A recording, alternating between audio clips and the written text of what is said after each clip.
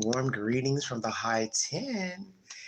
It is the Vault XL. This is a three-part live pertaining to Riley Strain, Wendy Williams, and Scott Peterson. And I'll be back after this live with another video pertaining to the Long Island, New York dismemberment of two individuals. I'm going to bring you more information pertaining to allegations of, I guess, some type of entanglement between the victims and the cousin, and he is one of the suspects that was let go due to this New York bill that lets people walk free without a bail. But for now, let's talk about Wendy Williams. Thank you for joining me. If you'd like to donate to this great network, $Big Angie129 Cash App, stickers and chats are always welcome during the live stream. TMZ is the source. Wendy has more problems. For those of you who are following content pertaining to Wendy Williams, as most of you know, she's in some type of care facility. Do not know where it's located. Her money is still frozen by the Wells Fargo Bank. There have been a lot of gossip rumors about what was actually going on with her. She has some diagnoses that still no paperwork to say what is truth or not, some type of dementia. But either way, she is incapacitated to navigate for herself. So what's really going on with her? You'll also be hearing information about the husband, the ex-husband, Kevin Hunter, trying to get monies from her. And I think it's very disrespectful because, one, you're a grown-ass man and you shouldn't need any money. You divorce, it's over with, keep it moving. As a judge told him, go get your ass a job, and that's what he needs to do, go get a damn job. And then you've got talks from the girlfriend allegedly that Wendy Williams is the cause of her problems. No, baby, you're the cause of your problems. You were seeing a married man, that's between you two, whatever issues you have, okay? He's divorced from Wendy, so you're banking on the money from her to pay him to pay you. And what you're mad at is you got failed businesses and you're broke. As somebody said on one of the videos, damn, you can't pay a $3,000 TJ Maxx credit card bill? Yeah, you shooting bad. Oh, well, life's a bitch, is it not? All right, let me get on with it, everybody. Wendy Williams' home is apparently in the crosshairs of the federal government after it slapped her with a lien over unpaid taxes, which they say amounts to hundreds of thousands of dollars. According to legal docs obtained by TMZ, the former talk show host got hit with a tax lien by Uncle Sam on her pricey New York City condo, which records show that she bought for $4.5 million in 2021 because the feds say Wendy owes them $568,451,057. Excuse the discrepancy. This unpaid balance they claim is a result of her owing big balances for her federal taxes for the years of 2019 and 2021. Now, mind you, she didn't go into guardianship until 2022. The online record showed the lien was generated in January of this year and was recorded with the New York City Department of Finance in early February. As of now, there doesn't appear to be any evidence the lien has been dealt with yet, but it's possible Wendy already cleared this up. We've reached out to the court-appointed guardian of her finances, but no word back yet. Of course, this is troubling for a number of reasons, mostly notably the fact that Wendy's health struggles have recently come to light, including the fact her team says she's been diagnosed with aphasia and dementia. Okay, the question is the guardian dealing with this now? So, ma'am, are you dealing with this money owed? Don't know. Wendy doesn't appear to have a standard team around her anymore. Okay. Let's see what else do they have here. I think that's about all they have for this TMZ. So you're talking about roughly, let me get this number back. Hello, everybody.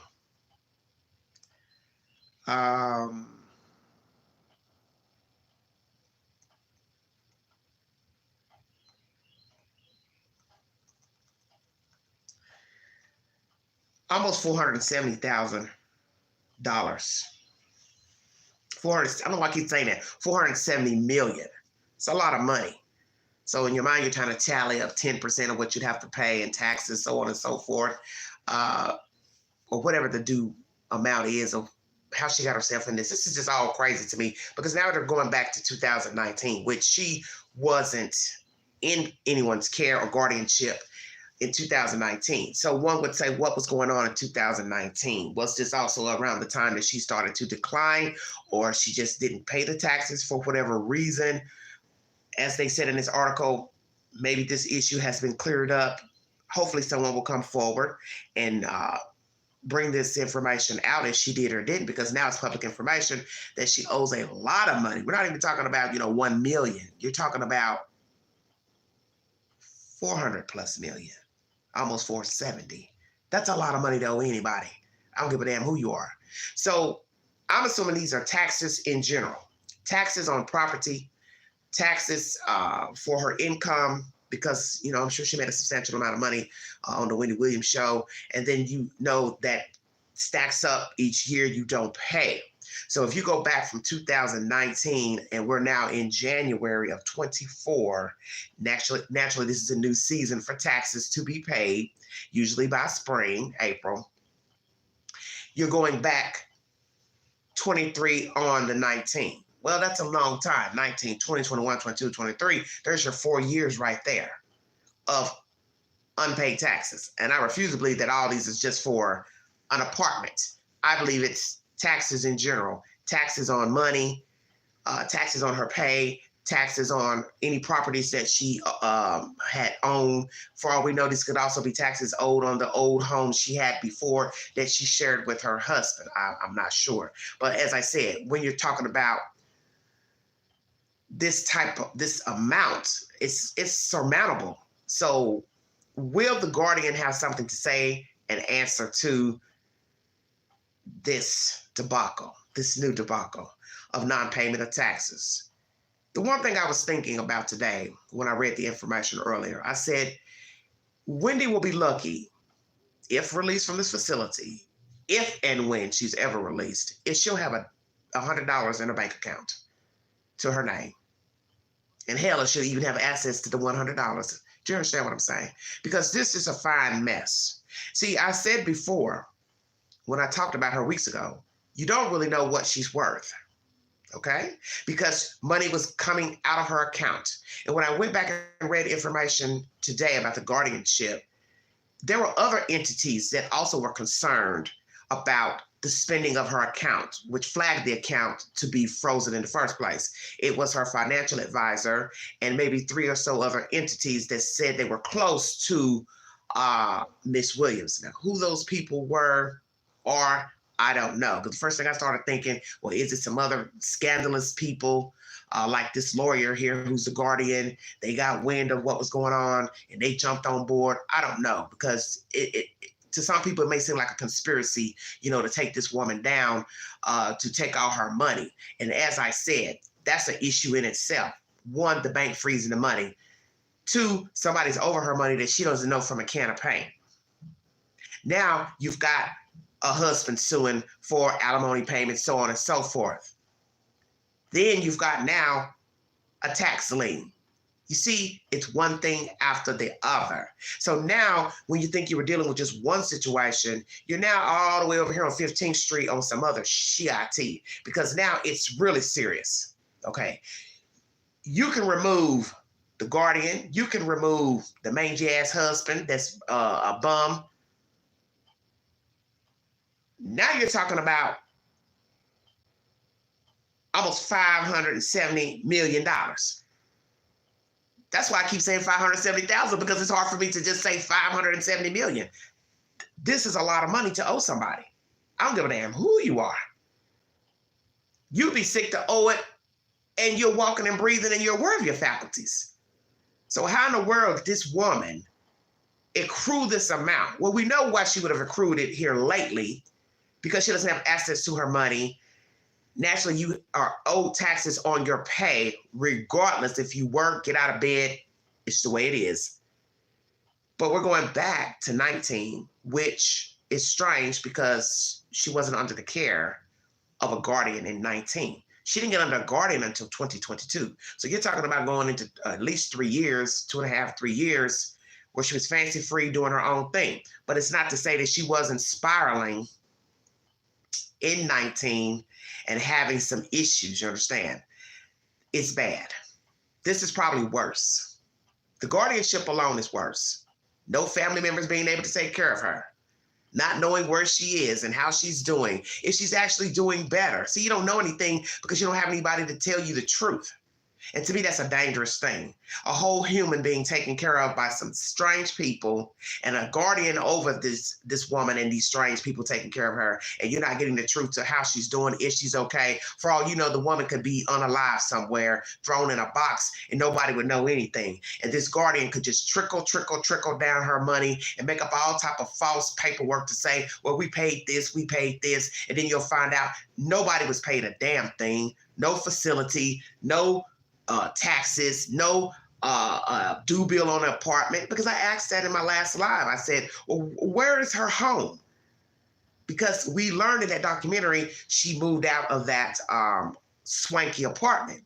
Okay, so when she moved out of that, where did she go? Because see, there's no continuum to show us where she actually moved to. It's just the guy who was working for her, he walks into this vacant apartment.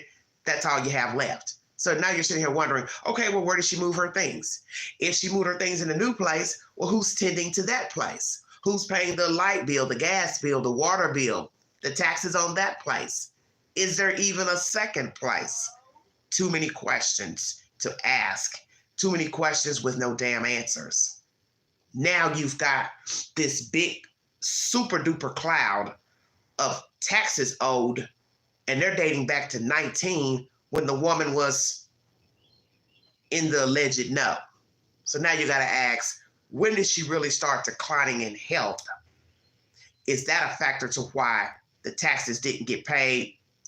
Or she just didn't pay them? And we see this with many famous people, wealthy people. They don't pay their damn taxes. And maybe this is the case. She just didn't pay them. Okay? You know, maybe she was wrangling with the divorce at the time. I don't know. But when I get an update, I will bring it to you. I think this situation with Wendy is just a combination of a lot of things.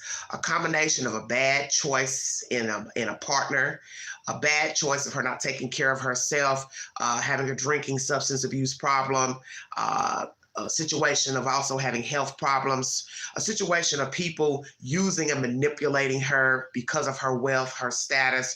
That includes all these outside people, whoever came in contact with her, managers, financial advisors, the doorman, the bellman, the driver, publicists, whomever, children, family members, because you really don't know how deep this rabbit hole goes as far as who she was paying out monies to, other things she may have owed.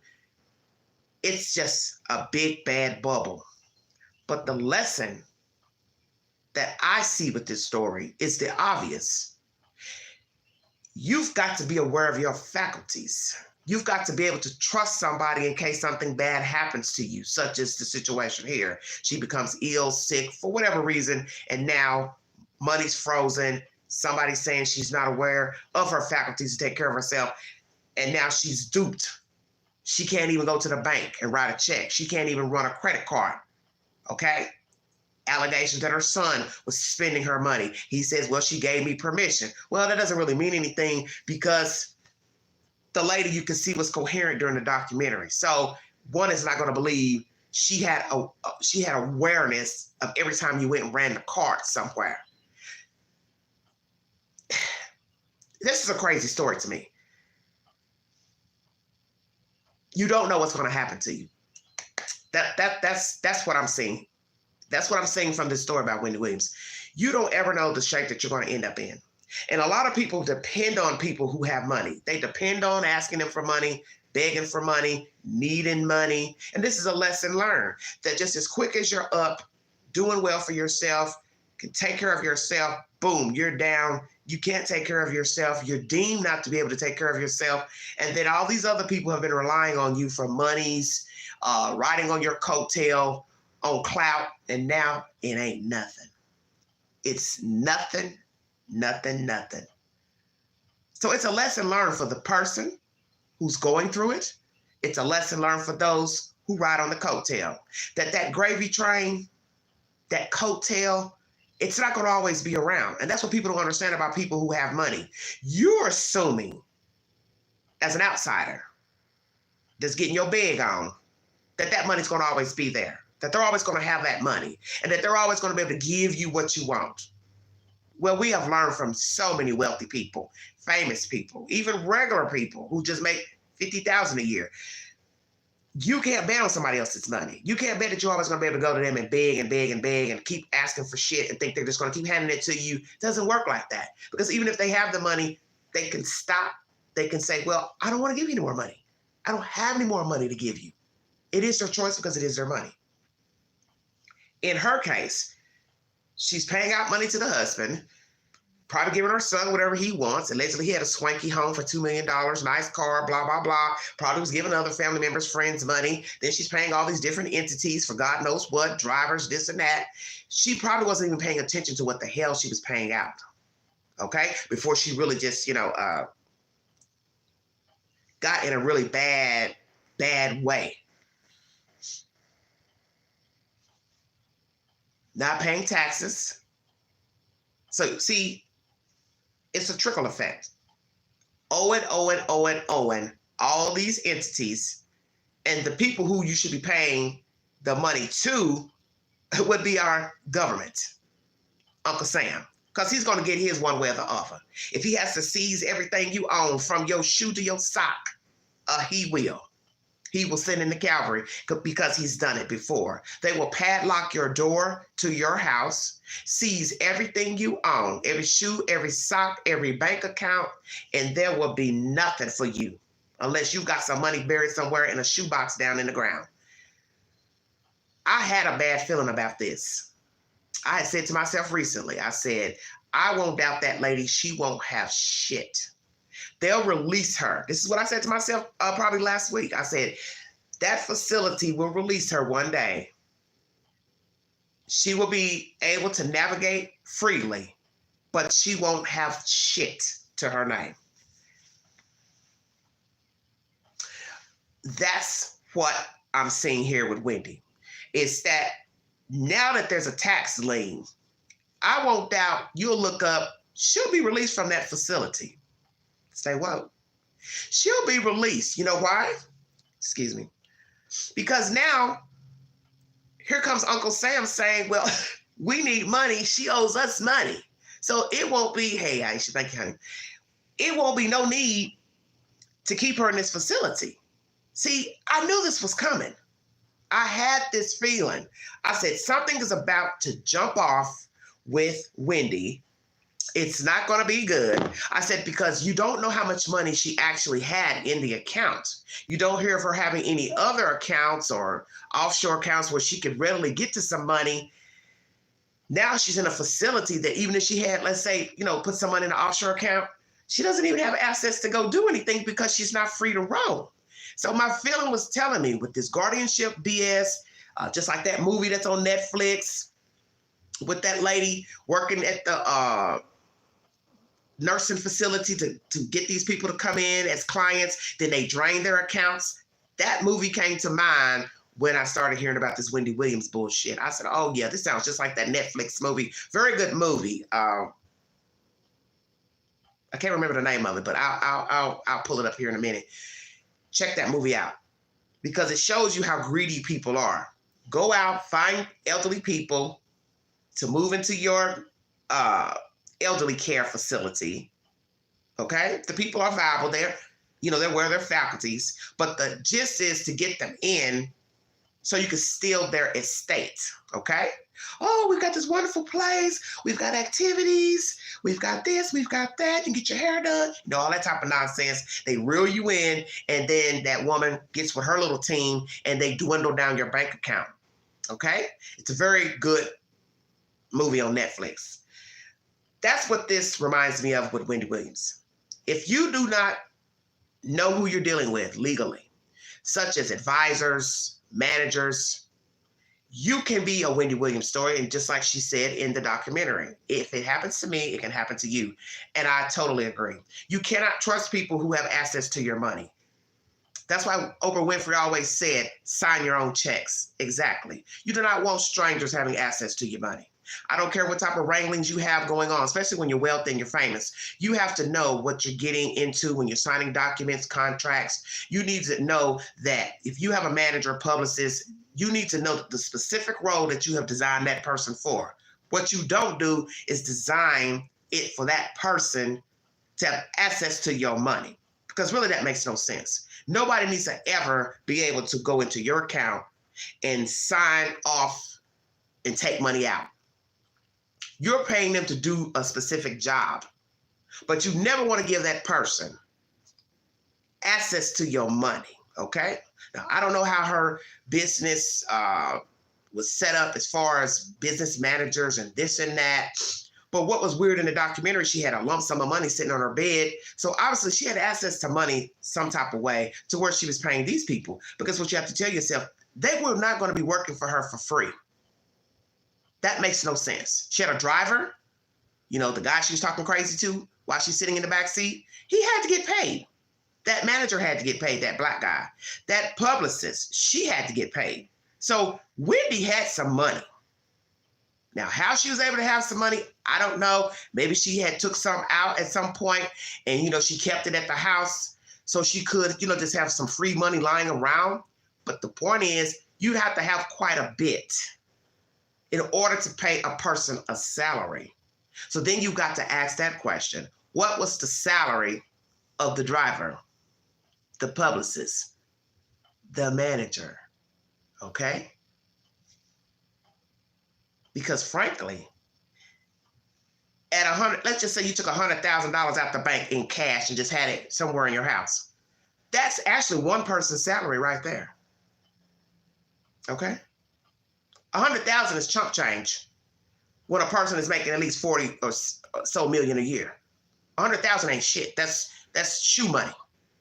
So that's why I was saying when I was watching the documentary, there's something off to this story with Wendy Williams. There's something off with these people working for her, because I know damn well these people are commanding a salary. And how is she paying them if now she has a guardian and they have, first, the money was seized.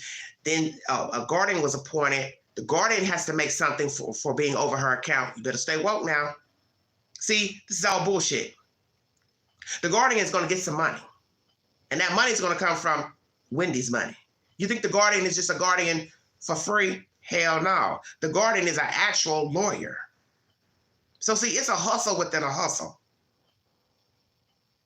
And one could think it's a conspiracy at some point, because you're looking at all of these horrible stories you're hearing about the guardian and her being wrangled up with some other lawyers that attempted to steal this other man's money who came into a lawsuit. These people will navigate together. We learned that the judges, they're in cahoots with the bullshit too, stealing these people's money. You don't know people.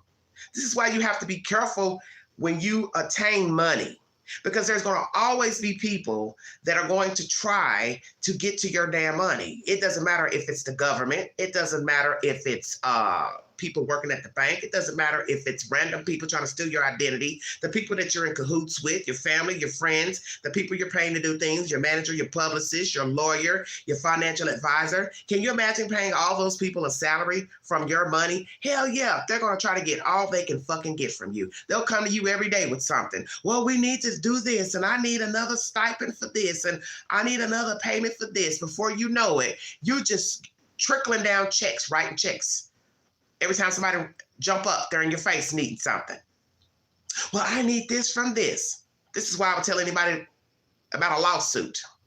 If you know you're going to get a lawsuit, you make sure in that lawsuit that you make sure your attorney is paid separately. You let that be known when you're talking to the lawyer. And you also stay in cahoots with the company that you're suing. Don't let it all be just the lawyer doing all the wrangling, because this is how people get duped by the lawyer. You're just sitting back waiting on the lawyer to do everything. You wait on the lawyer to call you. You waiting on the lawyer to bring you the check. This is how that Murdoch shit, this is how he was hustling his clients. He was getting their money, okay? He was getting the whole check, keeping it for himself, paying you when he felt like it, paying you a portion of the money. Somebody tells you, the lawyer, how much you're supposed to get from a lawsuit. Let's say you're supposed to get $1 million. And then he tells you or she tells you how much that they're charging you. Well, you let that damn lawyer know. Well, you get your check separately. I don't want one big check that I got to pay you, because see, you can get sued that way if you don't pay the damn lawyer. So what you do is you tell that lawyer, you tell the company to pay you a separate check for the fees that you're charging me, and then they write me my remainder portion. See, you damn near need a lawyer to watch the lawyer that's handling your case. So you have to be careful out here. And a lot of people, naturally, you're not going to know these things. Somebody has to school you. Because right now you can get handed a document from an attorney, and that shit is hard to read because it's almost like reading Latin. And this is how they get you, see.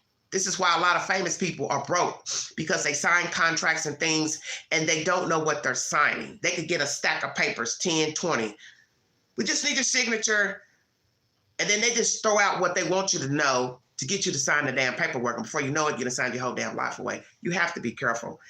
Wendy Williams is a telltale sign of why you have to be aware of your faculties. You have to have somebody in line in case something bad happens to you, such as getting sick, getting ill, you get out here on drugs, alcohol, whatever your situation is. You need to know that somebody's going to be there for you, take care of you, not dwindle through your money. And I won't doubt that that son, he was just spending frivolously because he could.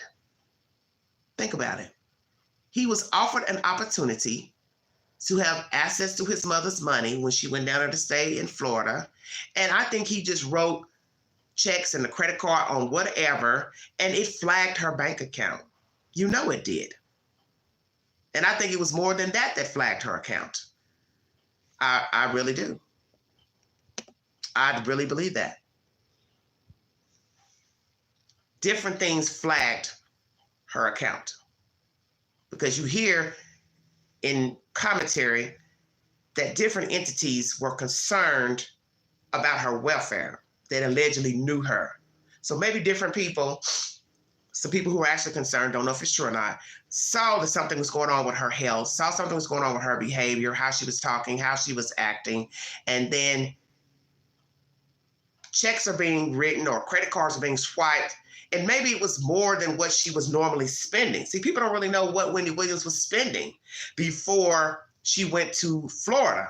So if she wasn't really swiping her card a lot in New York, let's say, maybe she was just like ordering out takeout, maybe go to the store once or twice a week to buy a Fendi handbag or something. When she went to Florida, maybe the card was being swiped so much that they were thinking, okay, something strange here. And we understand it. When you're wealthy, you're going to spend more. That's natural. But somebody saw something. Somebody saw something in her account. Somebody saw that somebody was spending a lot of money. And that's why I said, I won't doubt that there were other entities probably trying to use her name frivolously.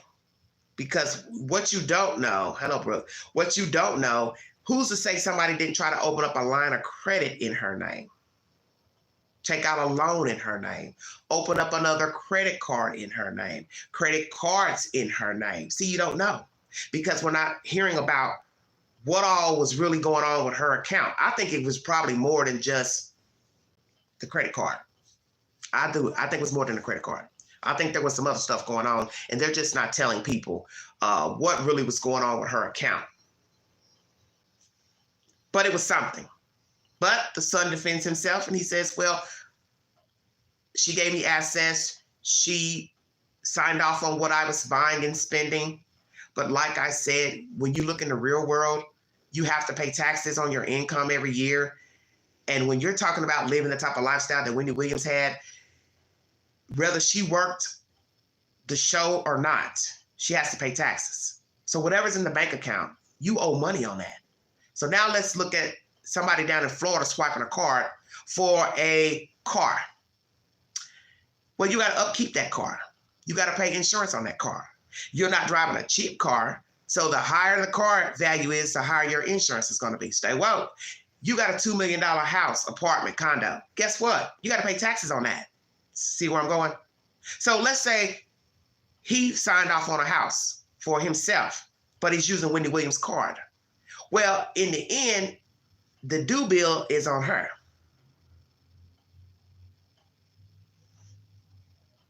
So you're not going to tell me she walked into a realty company with her son, paid the money down for a house or bought it straight out. Okay. Then she said, what? You got to pay the taxes every year on your old house. See, you don't know if she did that or not. Was she used? Of course. This ex-husband still trying to ride the donkey train? He might as well move on and let it go. That girlfriend of his, she might as well go out and get her ass a job, because the gravy train is over. Now with this new tax lien of almost $470 million, it's a wrap. Let's be truthful. We don't even know if Wendy Williams had $400 million in the bank before she got the guardianship. When they seized the bank account, Wells Fargo, you don't really know what she had in there. Now, she says in the documentary she knew. We don't know what Wendy knew, because she couldn't even remember the names of the people that she was around. This is a bad situation. I think she's going to be let go out of that facility now that this tax lien has come about, and that guardianship is going to be lifted, and she's not going to have a damn thing. And some are going to say, well, that was probably the intention in the first place. And if you feel like that, then that means you have to say that Wells Fargo would have some type of, what's the word I'm looking for? Motive. I don't know. But I think it's all going to come to a head now. And I think it's going to be bad. Because if she's released out into the world and she still doesn't have herself in a better mental state, physical state, what is she going to have? And will she be able to navigate for herself? Because like I said, I won't doubt that she'll have any money. She probably won't have any money now, because the government will take every fucking thing she has, including any apartment home she owns, any vehicles owned, anything that's rightfully in her name on paper, and whatever Wells Fargo has seized, they'll take every dime, and they won't leave $1 in her account. That's Wendy Williams, everybody. Next, Scott Peterson. Oh my goodness, what a mess. The Innocence Project, Los Angeles, has decided to help aid him in this case of him murdering his wife and unborn child. And they're saying that there's possible DNA that can exonerate this man. This is some hot butter mess, okay? This is some hot butter mess. We're going to get down to the business of this and let you all decide what you think about Mr. Peterson. Is he innocent? Is he innocent? Did the jury get it wrong? They convicted a man without proper evidence. Is there DNA out there that can exonerate him? The people who robbed the neighbors across the street years ago, are they the suspects in the murder of Mrs. Peterson and her unborn child? I'm just saying, this is bad. All right, everybody, 1 second. He's appeared in court. He has a different appearance now. I guess he's decided to grow his hair out, so now he's looking kind of swanky. Oh, Lady Lola, so you said you feel sick? Okay. All right, Jones. Thank you, honey. Thank you all so much. And the spinning, yeah. I think we figured that out. It's a bad situation. I'm gonna go ahead and zoom in here so you all can get a good view of what I'm getting ready to play. Thank you for joining me. Welcome to the Vault XL, everybody. Today, nearly 20 years after being convicted, Scott Peterson appeared in court via Zoom from Mule Creek State Prison. Now 51, he only spoke to the judge a few times, mostly to confirm he could hear the proceeding. Yes, I can. Thank you. All right. Peterson was convicted of killing his wife Lacey and their unborn son Connor and dumping them into the San Francisco Bay. Their bodies washed ashore months later, but now a group called the Los Project has taken up Peterson's case, saying they believe there is evidence that points to another killer. In fact, they suggest Lacey may have been killed by the same people who broke into a house across the street around the time she was first reported missing. Now they want to review evidence that did not make it into court during the first trial. Mr. Peterson has been waiting 20 years to find some of these police reports and audio recordings and video recordings that should have been provided. The second key focal point, a burned out van with a stained mattress. It was found in Modesto the morning after Lacey disappeared. Peterson's lawyers want the mattress tested to see if it shows any trace of Lacey's DNA. The former fire investigator who responded to that call recently questioned on Dateline why the van was never brought up during the original trial. I had figured when the court started, when the trial all started up, that somebody would reach out. Today, prosecutors argued against certain requests in the 3 motions made by Peterson's new attorneys. We also believe that a lot of these items have been raised and litigated as part of the initial appeal and also litigated as part of the first habeas. Neither prosecutors nor the defense made any comment after the hearing, but Paula Canny, a Bay Area attorney who has closely followed the case, says this latest twist is certainly intriguing. If Lacey Peterson's DNA is on that mattress in that van that was torched, that is huge. But she says even if Lacey's DNA was found, it wouldn't mean Peterson would automatically see his conviction overturned. It means lawyers are going to work for probably several more years to get a new trial. The next hearing in this case is scheduled for April 16th. Peterson decided to not attend in person, but rather attend via Zoom, and he will continue to do that for the hearings in the coming months. At the San Mateo County Courthouse, Ian. All right, everybody, Scott Peterson updates. So how do you all feel about this new information from the LA Innocence Project? And take years fighting this debacle on behalf of Scott Peterson, but he doesn't care if it takes a year, 2, 4, because he feels like, well, I didn't do it. Even if he knows he did commit the crime, he doesn't care. He doesn't care about wasting taxpayers' money or all the wranglings. And frankly, all this comes about, from my understanding, from that lady who was a jury member who didn't tell the truth that she had been physically abused in the past. Because when you are sequestered, not sequestered, but when you're going in to be asked questions as a potential juror, they ask you all type of personal questions. How you feel about this? How do you feel about, the death penalty? How do you feel about this? They may ask you personal questions about your own life, what you've experienced, and you're supposed to answer truthfully. Well, allegedly she didn't. And that is the catalyst of everything that you're seeing right now. All this is because of this lady not telling the truth, that she had been in a physical abusive relationship. Years later, the truth came out, however it got out, and that is why we are here today with the LA Innocence Project representing Scott. Now, I didn't hear any of this nonsense years ago about this van and this robbery. So now we get information that there was a robbery in the neighborhood, allegedly across the street from their home at the time, and that a van was used in the burglary, burned out with a mattress inside. I can't remember if there was any type of soilment on the mattress that would have been blood. I believe it was. So they're saying, well, maybe something happened in that van pertaining to the Peterson case, Miss Lacey and the unborn child.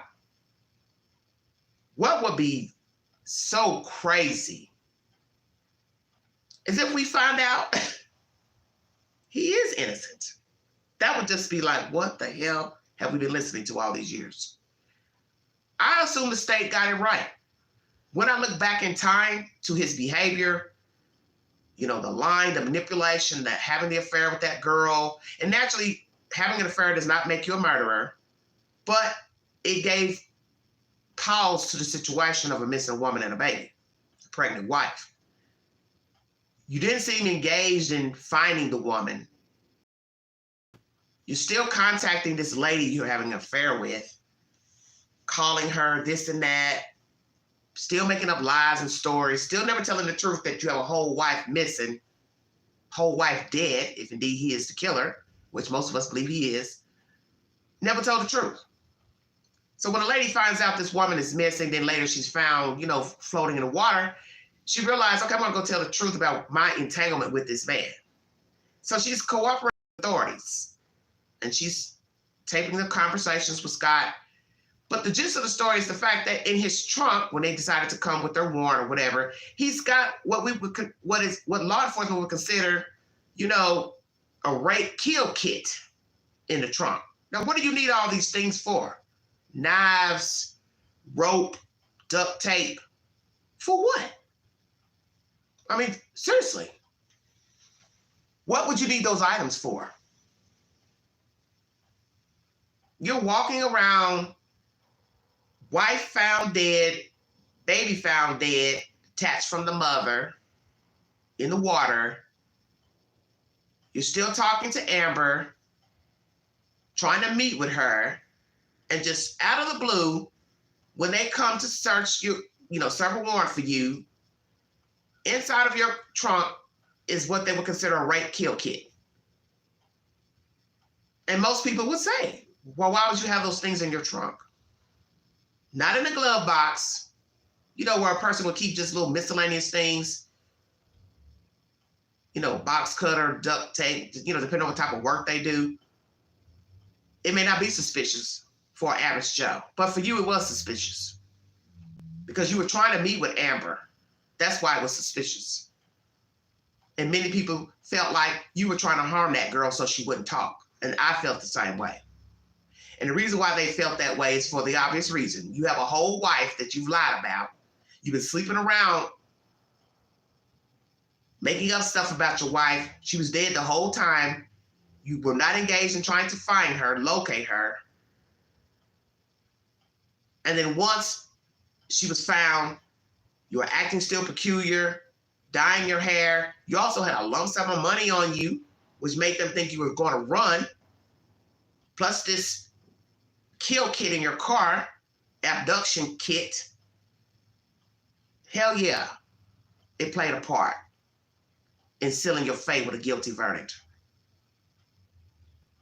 Because that's the whole point about life, is how it looks.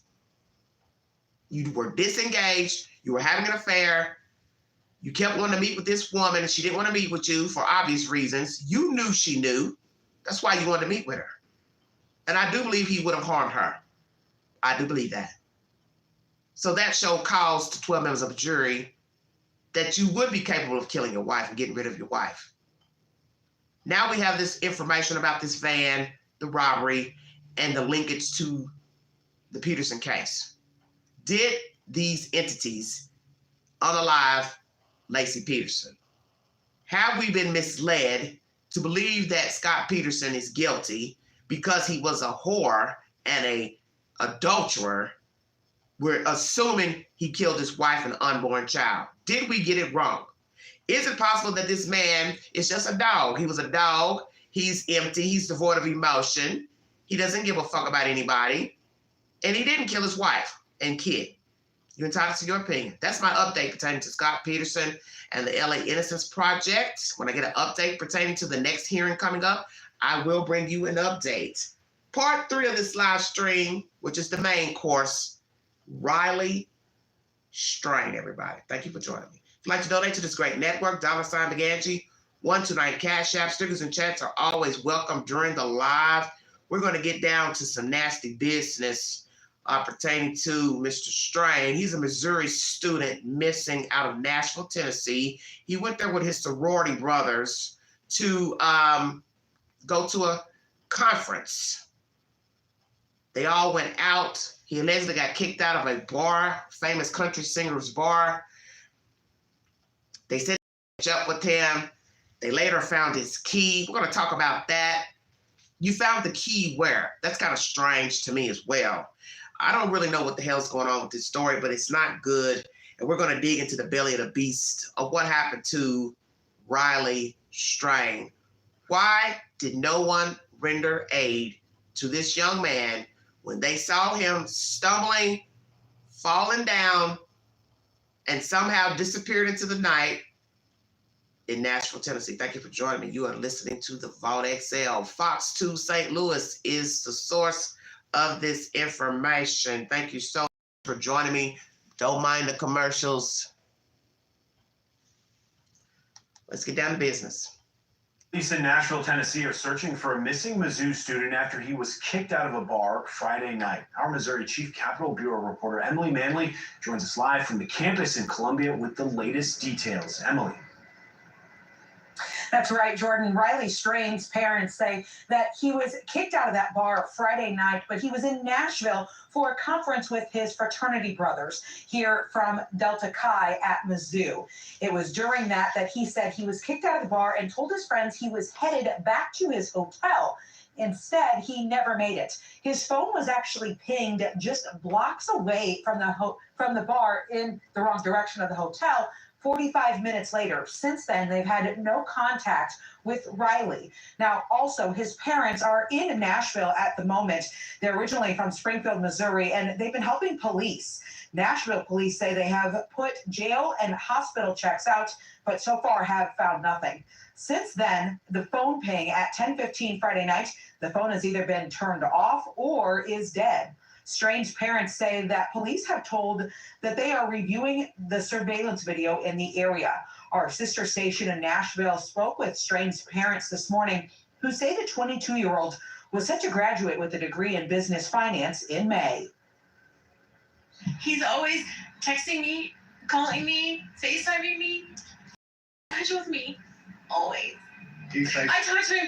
He FaceTimed me earlier in that night. We were communicating. He was at 2 other bars before, and he was sending me pictures and texting me, and this is not like him at all. Now, today, the University of Missouri says that the event Riley was attending was not affiliated with the university.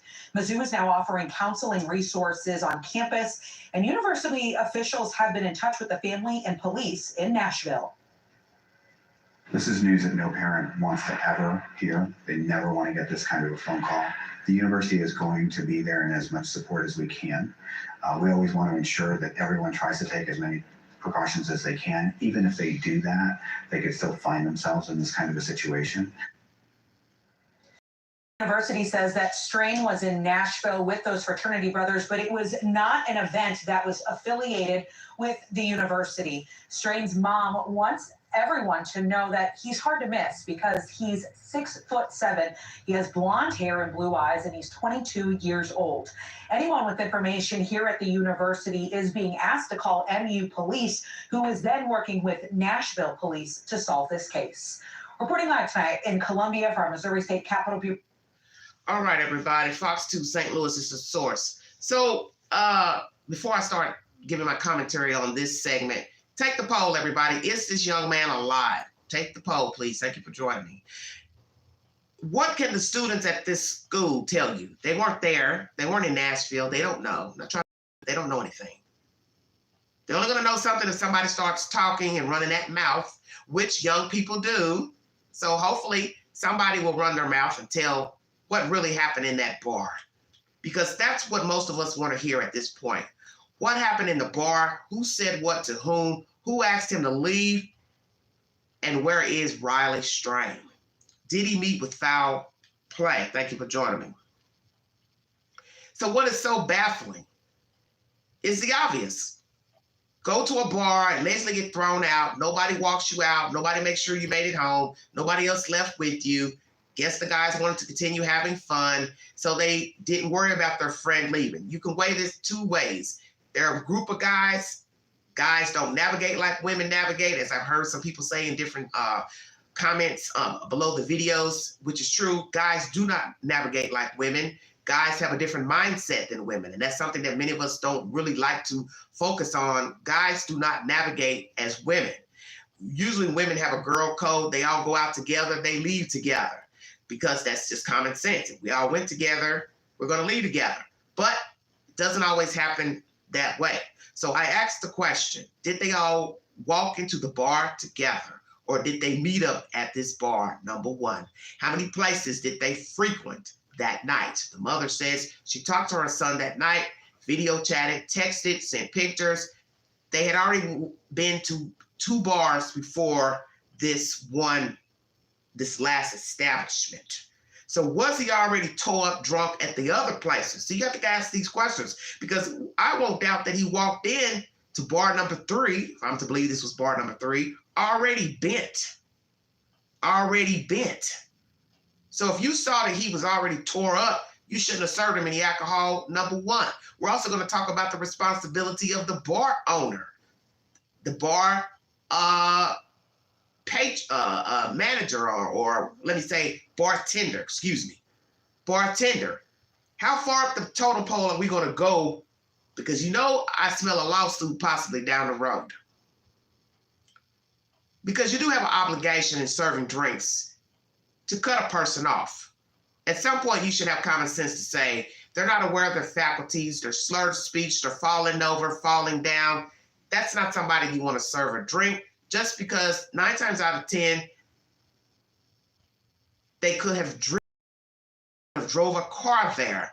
We have seen people who have wrecked cars fatally, killed themselves or killed someone, and then the family came back and sued the bar because they knew that the person was drunk and they continued to take alcohol. So what is the responsibility on the bartender, bar manager, and now bar owner? There's not been a reply from the bar owner, who's a wealthy person and country star. Naturally, he wasn't there, I guess. He's just, like most owners, got somebody running the bar. Will he be sued? Very big guy. Not the type of person that you would think somebody would want to try to rough up. But if you're inebriated, you're right for the taking. So it won't matter if you're 6'7", 6 foot, 5'2". You're drunk, you're walking alone, you're not aware of your faculties, you are a moving target. You're going to learn later during this live stream that he fell down in public. Nobody helped him up. Nobody rendered aid. Why not? Are we so callous in the world now that we are just walking with tunnel vision? We don't give 2 F's about what you're doing, not doing.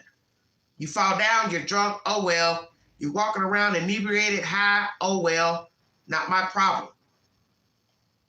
But now, what was nobody's problem is now a national story. A whole human is missing from Nashville, Tennessee. A 22-year-old who's still considered probably a child to his parents, because that is their child. And no matter who he is, his disposition, yes, he is still a human being. What was his attitude in the bar? Was he so inebriated that he was belligerent, rude, unruly? Or it's just they wanted him to leave because he was drunk? I don't know. I wasn't there. Why didn't any of the friends walk him out? Why didn't anyone call him an Uber or a ride share? Why didn't someone leave with him? You could flip this coin, as I said, 2 ways. He's a grown-up. He's responsible for himself. Maybe these guys weren't really his friends. As someone said in the comment section of a video, just because they're in a fraternity does not make them friends. And that's a very valid point. Because that's the assumption. Sorority, fraternity, thick as thieves, we're in it till we die. You can't be that naive. There's no such thing as loyalty. And we've seen this so many times with friends, friendships in college, even as adults. Everybody's not your friend. You could have a fraternity with 50, 60 members on one campus. There's no way in your logical mind you would assume that all 50, 60 members get along. They're best friends, they're buddy-buddy, sisterly love. There's always going to be animosity. Somebody's not going to like somebody. It's just the way it is. So then you got to ask that question. The group of guys that were at the bar, how many of them were there present? Were they actually good friends of Riley Strain? A lot of questions, no answers. Do they have guilt, remorse for not walking him out, getting him into a cab, a ride share? And it's not to say he couldn't have met with foul play once in a ride share or a cab, because you do have people working to rob you. And you will hear that with the case out in Texas of the Black women and men who are arrested in different assaults of men coming out of bars, lacing drinks, so on and so forth, to rob them. So you see, you can't trust anybody. Not the cab driver, not the rideshare driver, not the bartender, not the patrons in the bar, and most definitely not the people walking the street. Because once you are inebriated, you are a moving target. And you hear all types of stories of people being robbed in the bar, robbed outside of the bar, robbed going home, robbed at the hotel. So now we got to ask that question. Was he robbed at the hotel? Because now we can get information. They found a key. What kind of key? Key card? What are we saying? He made it back to the hotel and got unalived at the hotel? Because that's going to be very hard for people to fathom due to his height. And I'm not meaning to be macabre, but it's almost a week that the boy has gone missing. So the latter is that he's possibly not alive. So now you got to ask yourself, what happened to him on the street? Kidnapped, got in a ride, offered a ride, robbed, taken somewhere, disposed of, one person, two people, three, what are we talking about? Next scenario, he made it back to the hotel, but something happened to him going into the hotel and or in the hotel.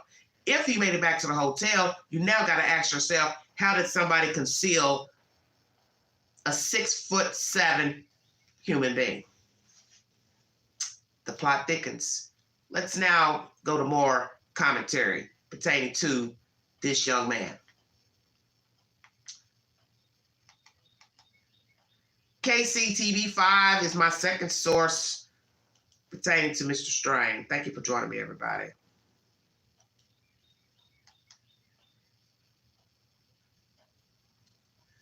Very wicked story. Hello, TZ. Thank you for joining me.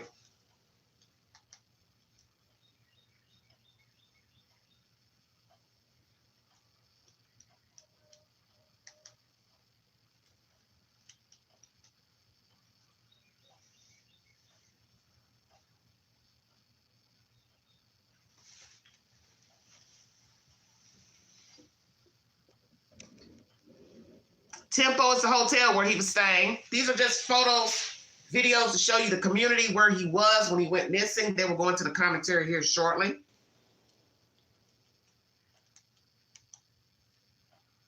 Luke 32 is the name of the bar where he last was, allegedly.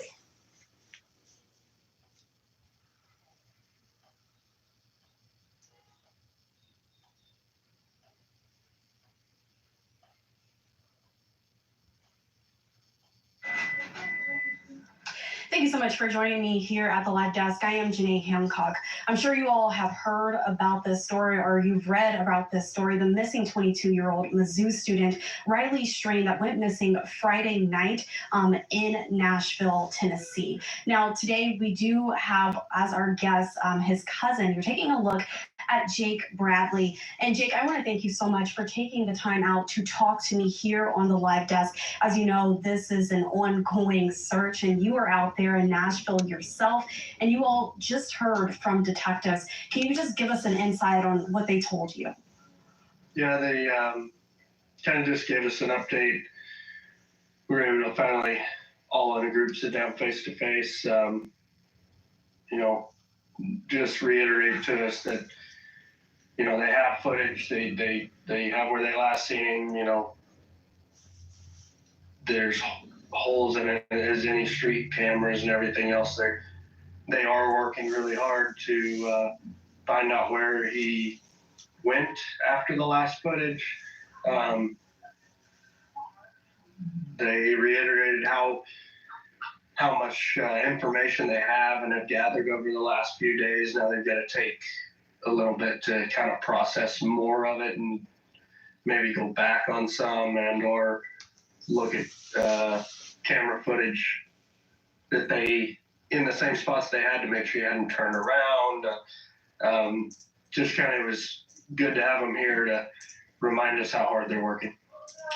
And I do want to talk about, processing this whole situation as we take a look at this video that was just released yesterday, that surveillance video. And like you said, detectives, they are still putting all of it together.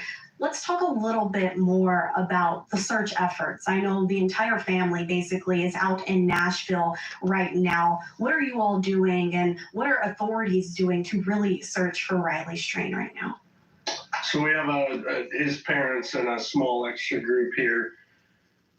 We've done lots of, I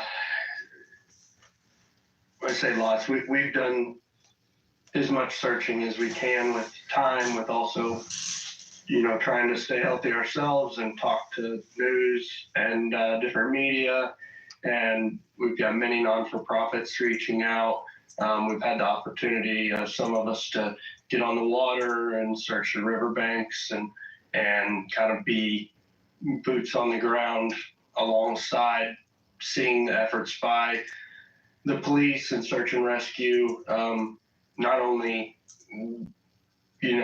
did it feel good to be looking, but also seeing other avenues doing their search, it helped.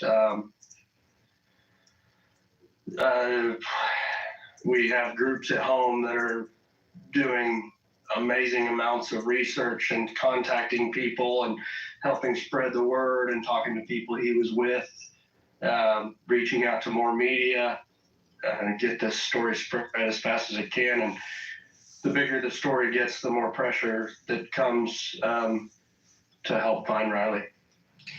And Jake, I see you taking deep breaths and you're really taking your time to tell this story. We are now in day 5 since Riley has been gone in Nashville. That's where he was last seen. He was at the bar with his friends. How are you feeling right now in this moment? Like we talked about the other day, you guys are such a close-knit family. It's a rip. All right, brief intermission. Family members speaking pertaining to the disappearance of Riley Strain. This has to be very difficult to know your family member went out of town and now has not been seen or located. It's very sad. It's tough, and I just can't imagine what his parents feel. And I saw, a few different clips of his mom, who was also out there with you, and I believe his stepfather. And I know that his mom was crying out for people to just help with any information. And you also mentioned when we talked the other day that they talk on the phone multiple times a day. Tell me a little bit more before we move on.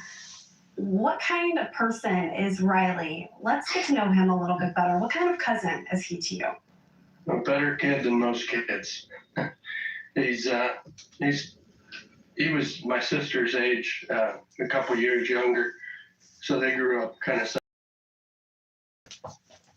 So I was 12 years-ish older, 14 years older, sorry. Somewhere in there, I'm losing track of time. He's just a good kid. He's not like the kid every time you talk to somebody like, hey, have you seen this kid? This kid's gone missing. Oh, he'll show up. He's showing up, or he'll call. It's not this kid. Riley's he's a good kid. He doesn't deserve this. He's just the type of kid, if he was out, he'd talk to anybody. He's not confrontational. We were told even when he had to leave the bar, he wasn't confrontational there. Okay. And just, overserved, had to leave. Okay. He's a nice young man. Every time he sees my son, he brings him a new toy. This is very emotional for this man, obviously. So this is the question I had posed before in talking about Mr. Strain, and now you have an answer by the relative. Do you believe what he is saying, that the young man was not confrontational when asked to leave? I'm sure it probably hurt his feelings that he was asked to leave the bar, because naturally he's drunk, he's unfamiliar of where he is, he doesn't know anybody there, he's got to now navigate his way back to the hotel alone. And when you watch the videos of him just slinking around the city, it's hard to watch. especially looking at someone so tall. This boy was bolted over walking. Now imagine the hunters, and I don't mean to be disrespectful, but this is the world we live in. Out watching, gawking this tall figure slumped over, inebriated. He was prey. He was walking prey. And whether it was Riley Strain, a female, whomever, you are walking prey when you are walking around inebriated and falling over yourself and falling down. You are asking for trouble. And that is just the way it is. And this is sad because this is a lesson learned for people who go out and drink. You will not always have support when you are inebriated. And I hate that this would, if something terrible has happened to him, that this will be the lesson learned for going out drinking with your so-called friends and associates. This is what is the worst case scenario. And it happens a lot of terrible things happening to people who are legally drunk.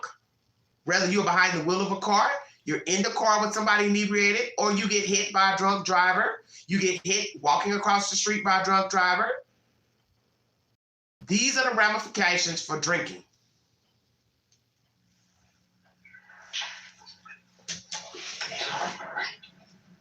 And I know there was also a clip with another cousin who said that he had a bubbly personality and that you all were always taught to never go anywhere alone. So knowing that Riley was loved by, or is loved by so many people, how does it feel knowing that he was alone in that moment? And you've seen the video where he just kind of walks across the street and he's by himself. How does that make you feel? I can't say that on air. Oh, wow. Angry. Is he angry at the so-called friends and associates? The parents, are they also angry at the associates? I'm sure they are. Now we have to ask the question, well, I'm not going to say they are, but I won't doubt it. But maybe they're not, because we do have people who are forgiving of others' behaviors or what they think they should have done in this situation. Do the family and this young man feel like he was neglected and not taken care of or looked after? But once again, as I've heard some men say, it's not my job that you get drunk, you get thrown out of a bar. That's on you. Do you all feel like they should have took more care for their friend? I'm going to post that as a poll during this live stream. And has the guys talked to the parents? Because this is where SHIT will hit the fan. You're back home safe and cozy in your dorm room apartment, and you haven't even called me on the phone to tell me you're sorry for whatever happened in Nashville. Stay woke. Has all of the guys who went on the trip called and spoke to the parents to say how bad they feel about what has happened to Riley Strain? Jake, I do want to move on, and I'm not going to take up too much more of your time, but we kind of talked about it before we pushed this out to our social media platforms. But what I have been seeing on Instagram and Twitter is a lot of people asking, why was Riley kicked out of the bar in Nashville on Friday? You want to know. What can you tell us about that? He's a college kid in there at a bar. He overserved and asked to leave. That's all we know, True, false, indifferent. Let's play that again. A lot of people asking, why was Riley kicked out of the bar in Nashville on Friday? What can you tell us about that? He's a college kid in there at a bar. He overserved and asked to leave. That's all we know, True, false, indifferent. Okay. Well, I think my final question to you, Jake, is what message would you leave with our viewers who are tuned in right now, and they'll see this story as the days go on, as the search continues? What would you like for them to know, especially here in Kansas City? What can we do to help you all? Just keep spreading it. Keep spreading it. The more people that talk about it, the more media that gets into it, the more investigation continues and it doesn't get overlooked, it doesn't get passed up, it doesn't quit in a couple of days, it just keeps going. And maybe it saves the next one. Maybe it causes things like this to be looked into more. Maybe it causes the next group of adults, kids, college kids, whatever. Maybe it causes them to think and stay in a group. Don't go by yourself. Just keep spreading the word. And Jake, I do want to let you know that in our comments on Facebook right now, a lot of people are saying that they're praying for you all and praying for Riley and his safe return. So I want to thank you so much for joining me here at the live desk. As far as our viewers who are joining us right now, we will continue with this developing story and we'll bring you updates as they come in. Thank you all. All right, I'm going to stop right there. I see your questions down in the chat. What you have to ask yourself is the obvious question when it comes to this type of situation. Hold on one second. Let me finish this poll right quick, you guys. Hold on one second. It's not their job to call a rideshare cab for you. The only people that do that are people who are well known and patronize the bar often, to where somebody would be concerned to say, well, let me call you a ride, let me call you a cab. But you're talking about a famous bar. There are probably a lot of people in there, don't know how big the bar is, don't know how many levels there are. Nobody's going to be watching you and worried about calling you a cab in a bar, especially a big bar. That's not their responsibility. And even if it's a small bar, it's not your responsibility. You're hoping that somebody would look after you in case you got intoxicated at a bar, especially if you're by yourself, but you can't bet on that. This is why they tell you to go in groups when you want to drink and you want to heavily drink. You always have to prepare yourself for the worst case scenario when drinking. Let's look at the poll right fast. 12 votes. Should friends have walked Riley out of bar? 75% yes. How many more people want to take the poll before I post the next poll? Thank you.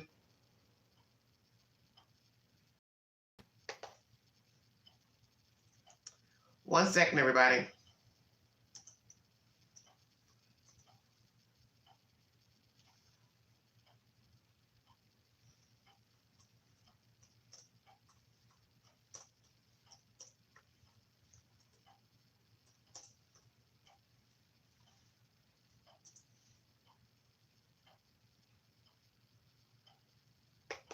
You want to take the poll? It's there.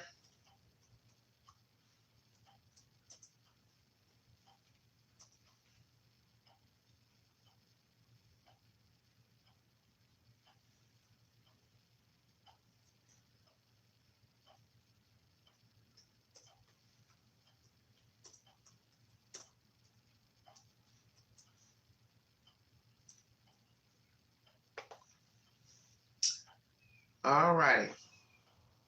23 votes. 83% say yes, somebody should have walked him out. So now we can flip it from there. I walked you out, but I want to stay. So he still would have been on his own if somebody even walked him out of the bar. Stay won't. So now let's put up another poll.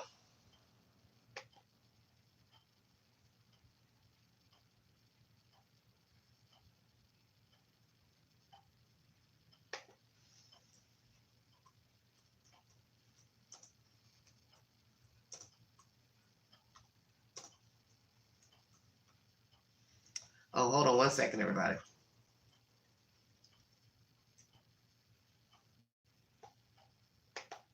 Thank you for joining me. Welcome to the Vault XL 3-part live. Next live pertaining to the New York dismemberment of a man and a woman. A cousin is a suspect in the dismemberment of his own family member. Love triangle. What happened? Why would you murder your own cousin? Next live.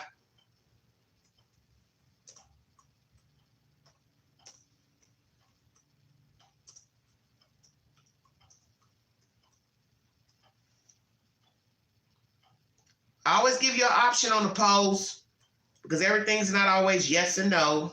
So here's your next poll, everybody.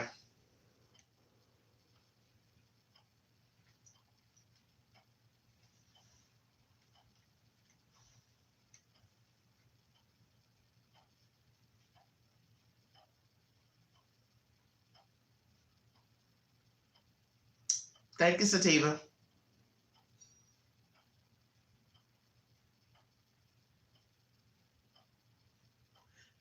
Should one of the guys have left with Riley Strain? 80% yes, 10 votes. Take the poll so we can move on to the next video. The next video is going to be why didn't somebody help him? This is where you're going to see him falling down in the city streets of Nashville, inebriated. The boy was in bad shape, I'm telling you. The more I watch the videos, the worse it looks. One video, which is this one, you'll see him walking down the streets, then you'll see him falling down. The other one I watched, it's hard to watch. It's just very hard to watch because you know he's out there alone and you also know he hasn't been found. So you're going to think the worst case scenario. Because even if he was robbed, let's say he was robbed, which I do believe he was, you didn't have to hurt the boy. And you're going to have to use deduction to assume he was hurt because why would he still be missing? If he fell out in the street and they robbed him, he would come to eventually. Somebody would have seen him on the street, hopefully called 911, got him help. This is bad. This is bad, bad, bad. This is really, really bad. 79% of you think somebody should have left with him. 16% says no. 5% are not sure. Thank you for joining me.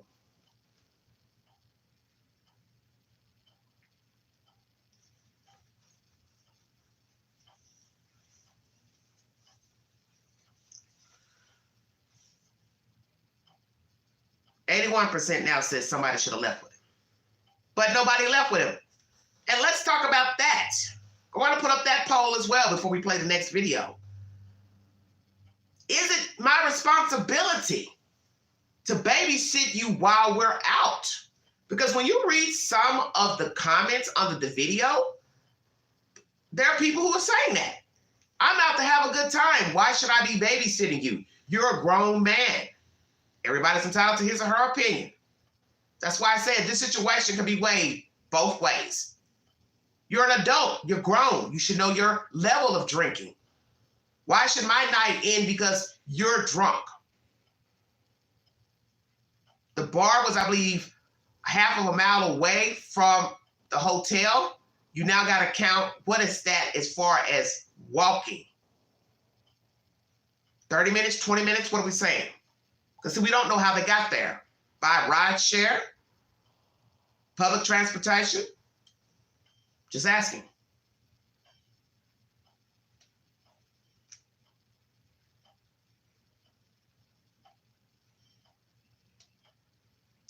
Anybody else want to take this poll before I take it down?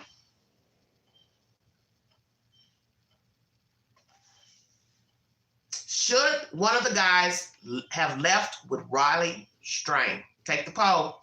Thank you for joining me, everybody.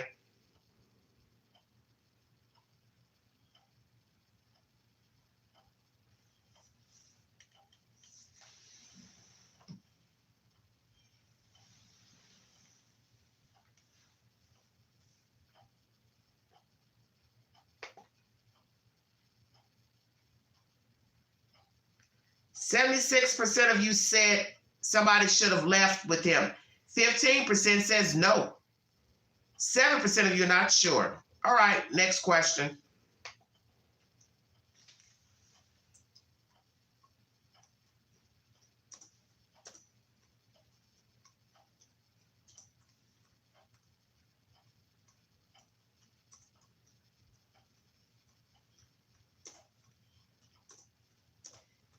Now we're going to talk about responsibility. Oh, wait a minute. I didn't put it on the poll. Sorry about that. Oh, I was making a comment instead of putting it on a poll. Just 1 second, everybody. Because as someone said, men do not behave like women. That's more of a woman thing to do, babysit her girlfriends. Is that true? Should that be true? You're entitled to your opinion. And the point is, it depends on your relationship with a person. Because see, that's the whole point of life. Everybody does not navigate the same. One guy might babysit his friends, might be looking out for his friends. The other guy, he's not the type to look out for his friends. So that depends on your level of perception of what friendship is. Who should be obligated, not obligated. This is why they tell you, you need to know the company you're in. This is why you see horrible stories of people getting hurt. There's one story I saw the other day of a black girl in a house with a bunch of kids, young people. She thought they were her friends and they beat her down. Do you hear what I'm saying to you? They beat that girl down and they filmed it.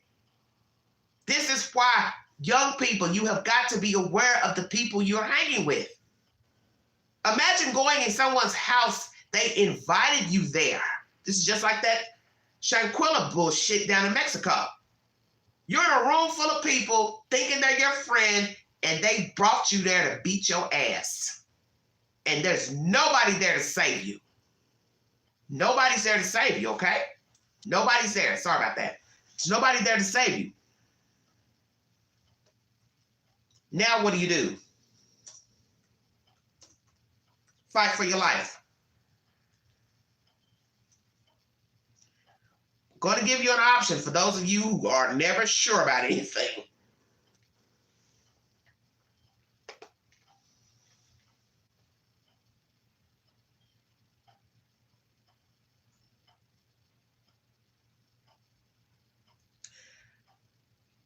Take the poll, everybody. Should a person babysit friend at bar? Friends. Because, it depends on how many of you are going to the bar. 2 of you, 3 of you, 4 of you. I don't know. Keeping it real.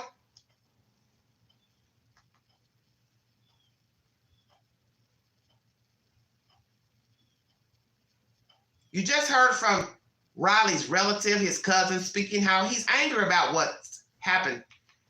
Nobody, I guess, looking after his relative.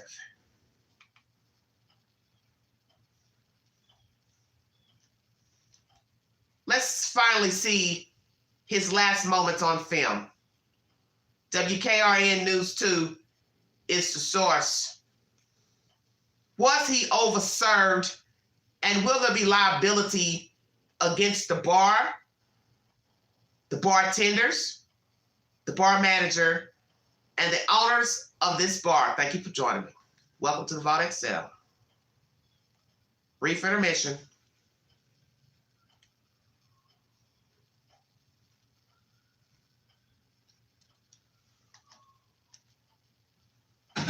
Tonight's support for a family navigating the impossible. No one has seen Missouri college student Riley Strain since Friday night on Broadway. We will have more from a candlelight vigil in his hometown in just a moment. But first, it's been days, and still there are no answers for Riley's family. The Tennessee Alcohol Beverage Commission is now investigating whether Riley was overserved. He was reportedly kicked out of Luke Bryan's bar. From there, surveillance video helps us see where Riley went next. He passed by a nearby business camera, appearing intoxicated. His last Snapchat location was just down the road near Public Square Park. And then video near First Avenue shows him walking near the Cumberland River. Now, so far, searches of the river, they have turned up nothing. News 2's Sarah Smith walks us through. Let me go back and show you how drunk he was. He was reportedly kicked out of Luke Bryan's bar. From there, surveillance video helps us see where Riley went next. He passed by a nearby business camera, appearing intoxicated. His last Snapchat location was just down the road near Public Square Park. And then video near First Avenue shows him walking near the Cumberland River. Now, so far, searches of the river, they have turned up nothing. News 2's Sarah Smith walks us through where the search stands now. More questions than answers for Riley Strain's family. There were people. Why didn't somebody help? Nashville's Office of Emergency Management. intoxicated. His last Snapchat location was just down the road near Public Square Park. And then video near First Avenue shows him walking near the Cumberland River. Now, so far, searches of the river, they have turned up nothing. News 2's Sarah Smith walks us through where the search stands now. More questions than answers for Riley Strain's family. There were people. Why didn't somebody help? Nashville's Office of Emergency Management used 2 boats and sonar equipment searching the Cumberland River. Still, no leads. Riley's stepdad says the 22-year-old University of Missouri student was here with his fraternity. He apparently got kicked out of Luke Bryan's bar around 9:30 Friday night. I would have rather the bouncers called the cops and had him thrown in the drunk tank if that's what the case was, or called an Uber, or let his buddies out with him so he's not separated. This is video from a nearby business at 200 Church Street, just a few minutes from the bar. Riley falls down in a parking lot, then walks off. I understand that people drink and get a little tipsy. That's fine. We see that often. But I've seen on the video that he fell to the ground. If I seen something like that, I would just go approach, see what's going on, try to help him. That's one person's opinion, okay? Everybody's not going to help a person that's drunk. That's just the way it is. As far as calling Uber, cab for people in a bar, imagine 5, 6, 15, 20 people are drunk. Who's going to take time out in a bar to start calling an Uber ride cab for 50, 60 drunks? They're not going to do that. Only in a place where you know the owner, the barmaid, the staff. Will there possibly be somebody concerned? You are a random person from Missouri in a Nashville bar, God forbid a bar with 3, 4 levels. Nobody's calling no damn Uber for you. That's up to the people you're with. Falling down drunk, nobody aided him. If they did, it's out of sight, and it was the wrong persons. The father said something about the drunk tank. Well, you're only going to go in the drunk tank if you're arrested. Allegedly, he left the bar without any incident or disruption, so there's no reason to call the police. No reason for him to be put in a drunk tank. Funny, no police saw him walking, falling over, falling down. Sir, you need help. Where are you going? Where are you from? What's your name? Imagine that. 6'7" white boy walking the streets of Nashville drunk, no police. That's something to think about right there. No police even surveying the area. Walking on foot, patrolling. Maybe this is an area that doesn't have a lot of crime. And what happens on the weekend? This young man goes to Nashville, walking the streets drunk, no cop, nobody walking, but he's met with the wrong person. You can believe that. Out of sight, out of mind.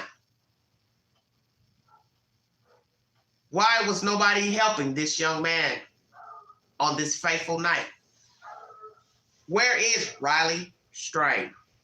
Throw last paint near Public Square Park before he showed up on this surveillance camera near First Avenue North and Gay Street.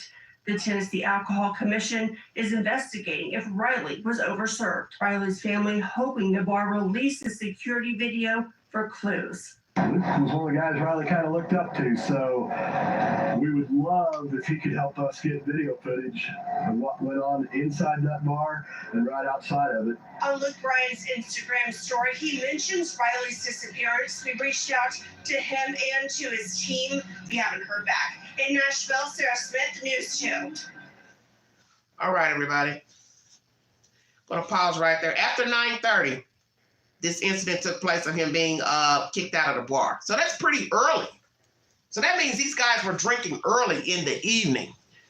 See, everybody drinks differently. Some people don't go to the bar till 10 o'clock, 11 o'clock, depending on what time the bar closes.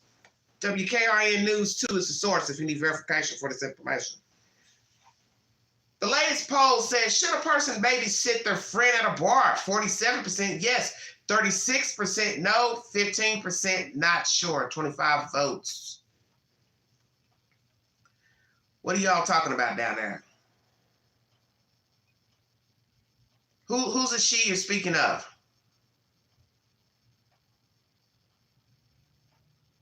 I don't know what you all are talking about. Who is she? She who? Several of Riley's family members have been in Nashville all week. Others are back home in Missouri. Tonight, family and friends in his hometown gathered. The family members who were there tonight say they appreciate the support from their community. He is a great person. We love him so much. We're praying for him. All we need now is God's miracle, because this has been a nightmare. Now, at the end of the vigil, Riley's mom joined the crowd on FaceTime. She's here in Nashville helping with this search. She thanked everyone for their support. We will continue to follow this story as it develops. For the latest updates, check our website at WKRN.com. Coverage is on the homepage. All right, everybody. Just checking my library of all the videos I've got uploaded pertaining to him. I want to make sure I show you everything that I came across pertaining to him. I've got all kind of stuff stored in my little library here. Got a lot going on.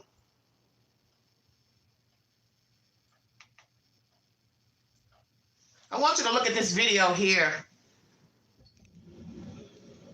Look at that photo. I want you to look closely at that.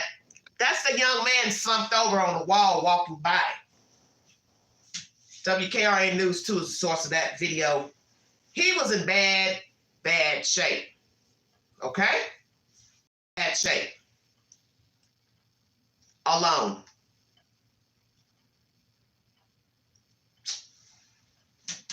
Oh, Lordy.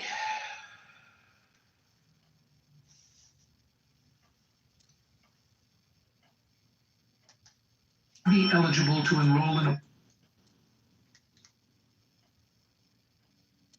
Video from a downtown business helps establish where 22-year-old Riley Strain went after leaving a Broadway bar Friday night. No one has seen or heard from the Missouri student since. Riley was in town for an event with his fraternity brothers. His friends told police he disappeared after getting kicked out of a bar. That's where all of this begins, Luke Bryan's bar. From there, security video helps us piece together where Riley reportedly went. He's picked up around the corner on a smoke shop security camera. His last Snapchat location was a few minutes away near Public Square Park. And then Metro Police released video showing Riley near First Avenue North. In all, he walked for about 15 minutes. That's where the trail runs cold. A search of the Cumberland River today also turned up nothing. News 2's Sarah Smith walks us through that video tonight. Friday, March 8th, University of Missouri senior Riley Strain hits Broadway with his fraternity brothers. The group goes to Luke Bryan's bar. Police say friends told them he was kicked out. New surveillance video from a nearby business shows Riley after leaving the bar off 2nd and Church Street. He takes a tumble, then keeps walking. His parents emotional. We feel like when he came out, because they had been to a couple other places, that he got turned around on the direction. Riley's friends say they tried to find his location by his last Snapchat. That didn't provide answers, so they called Metro Police Saturday afternoon. Who is it that you're wanting to report is missing? We're here on a fraternity formal trip. It's one of my good buddies. Police confirmed Riley's phone was off. The last time his location on his phone was by the sheriff's office at like 11 p.m. The phone's last location was near Public Square Park, about 5 minutes from the bar. Okay, and what color clothing was he last seen wearing? He's wearing jeans, boots, and a half black shirt, half brown, light brown. Then this surveillance video from Metro Police shows Riley near Gay Street and First Avenue North just before 10 o'clock, about 15 minutes from the bar. Riley's fraternity brothers not ready to comment. A spokesperson from the University of Missouri expressing their support for the family. Luke Bryan's bar giving us a statement today saying they are cooperating with Metro Police and they hope Riley is safe. In Nashville, Sarah Smith, News 2. And Metro's director of nightlife sent a statement tonight urging visitors to monitor alcohol intake, travel, and have a plan to getting back to a hotel. He went on to say, while there are officers in the entertaining the district, people shouldn't let their guards down. We're continuing to follow this story as it develops. Find the latest updates online at WKRN.com. Coverage is right there on our homepage. All right, everybody. Thank you for joining me. Gonna pull the camera to the queen. 116 in a row. God bless all of you for joining me.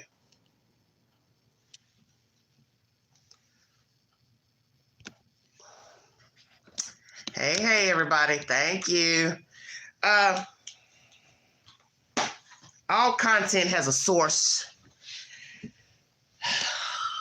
1 hour and 35 minutes into this live stream. Love you too, baby. Thank you. Thank you. Kind of plain today.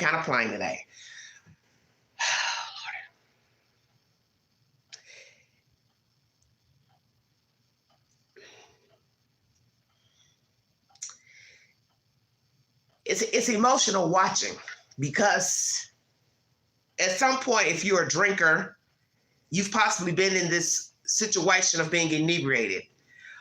Maybe not necessarily having to walk the street, to get back to your room, Airbnb, apartment, whatever. It's still bad even if you had to get behind the wheel, because look at the state of this human being. He would have been possibly dead or killed somebody had he got behind the wheel of a car. That's number one. He wasn't safe on his own, number two. He is also a grown-up who has to also be aware of his faculties because he is an adult. He's 22. I don't know if he's a drinker. I don't know if he's a heavy drinker. I don't know if he went past his limit. It's obvious he went past his limit. Maybe he thought he could consume a lot. They went to several bars, don't know how many bars. So now we got to ask that question. How many bars did they frequent that night? Was he already drunk when he got there? Because 9:35 or so is that's a very early time to be in the bar toe up. I'm sorry. I'm a late person. Anybody that knows the queen, I don't fall in no bar early, okay? I don't fall. The only time I've ever gone to a bar early is if I had to catch a ride with somebody to the bar. But if Queen is driving, Queen falling up in there 11 something, 12. My 12 is usually my fall in the club stance. It's over at 2. I get my little funky 2 hours in, I'm gone.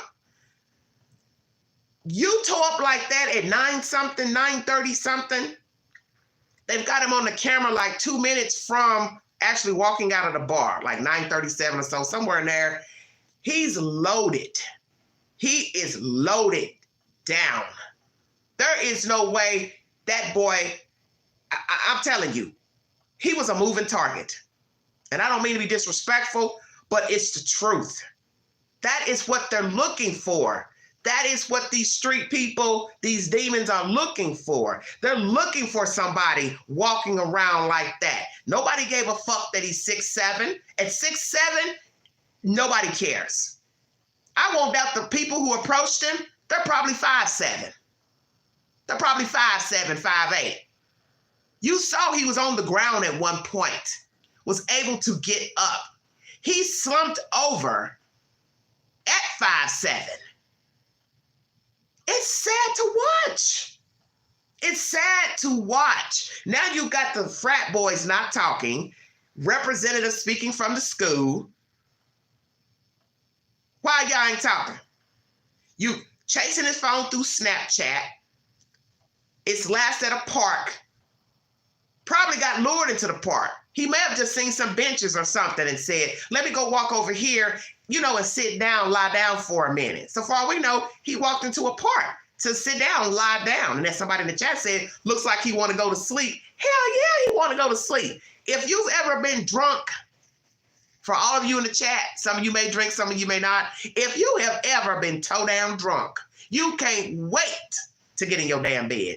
If you buzzed and you're tired, you can't wait to get in your bed. And God forbid you having to drive your car 20, 30 minutes, that's dangerous.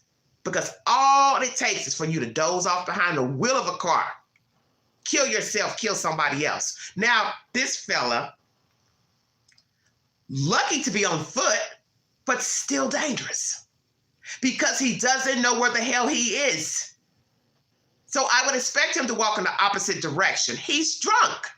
He walks out of a bar, You expected him to know which direction to walk in, and he's that inebriated? He can't even stand up. So I'm not going to sit here and say, oh, he should know where he's going. Of course he's not going to know where he's going. He's not from Nashville.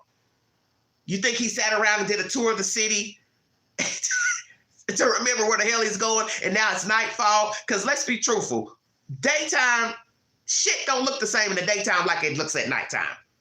You can walk right by a place at nighttime and just seeing it during the day and say to yourself, this doesn't even look familiar because it's night. Now you're drinking. You're tired. You're sleepy. Many people are going to have different opinions pertaining to what has happened to Riley. I do not wish trouble on him. I do not wish trouble on anyone drinking, inebriated, in a bar, outside of a bar, at a house party. But this is how shit jumps off because you are drunk. And that old saying about nothing good happens after 12, well, obviously nothing good happens after fucking 9:30. Because somebody got a hold of that boy and they didn't give a fuck about him being 6'7". They didn't care that he was white. They didn't care about nothing. They probably didn't care about him being seen. That's why I said he may have went in that park to lie down. He may have said, oh, there's a park, there's some benches, let me go over here and rest, which is the wrong place to go because now you're out open, it's dark. Some homeless person may have came by thinking he had some money or somebody out, up to no good. Let's rob him, let's check his pockets. But that's what's even more crazy. Steal the money, steal the wallet, take the credit cards. I don't give a fuck about that. Where is his body? The fact that they didn't call until afternoon, that's troublesome to me. I'm not here to implicate these guys because this guy was long gone from the bar. And they say they got him at 15 minutes walking, clocking on the camera. So that's a long ass time to be walking around the city drunk, not knowing where the hell you are. So he was, like I said, ripe for the taking, number one. But the fact that you all didn't call the fucking police until afternoon, that's bizarre to me. Because wouldn't you get back to the hotel? Where he at? Where he at? Calling his phone. Where he at? Where he at? Knocking on the door. No answer. Calling his phone. No answer. Fucking noon. You didn't think to go to the hotel desk and ask, hey, did Riley Strange check in? He's with our party. We haven't seen him since hours ago. We just want to make sure he came into the hotel. Bingo card. Queen recognized game. You found his key. What you say? You found his key to what? The key to his car, the key to his apartment, the key to the room. I don't do that conspiracy shit. Y'all know how I am. But what do I tell you? I make my commentary on what you said. Not gossip, not rumor, not conspiracy, on what you said. You said I found his key. You called the police at noon. Oh, wait a minute. What's the other version? We couldn't catch up to him.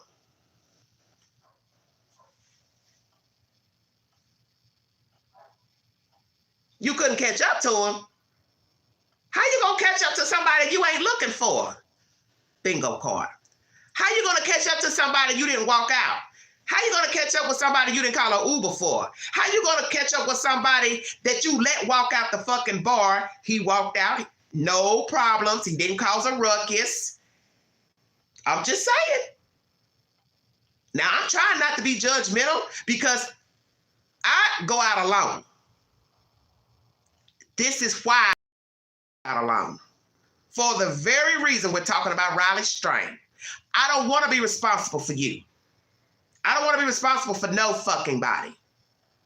Because when you are with people who drink and they get crunk and toe up drunk, you are in the midst of whatever the fuck goes off. This is why I don't go out with people. They call, hey, you coming out? You coming out? I may say yes, I may say no, I may say I don't know. See, when you go out in a group, you go out with a friend, whoever, People group you with that person. So if some shit pop off, you are linked to that person. Did not occur to anybody? If you get into it with somebody, you're linked with that person. Why do you think there's always brawls in bars? People fighting each other because they link you with the person that you're with. So this is why Queen don't want to go with you know why. I go sit where I want to sit. If I want to sit by myself, if I want to sit on top of the damn roof, I will. Because I don't like problems. And people drink, they act a fucking fool. Do you understand what I'm saying?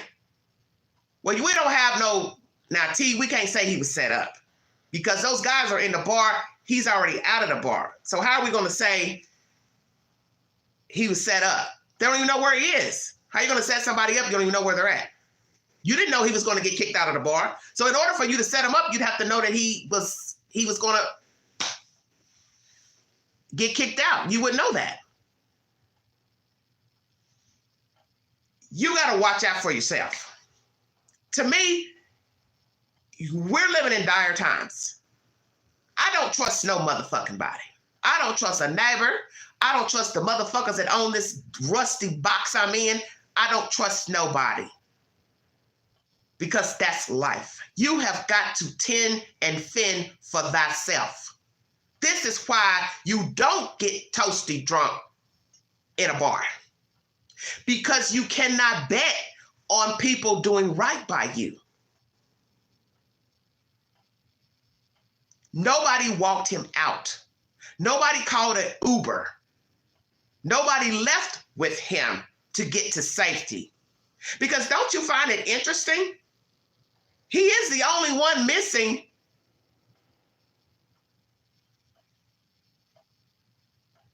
Six days later. Say it again, Queen.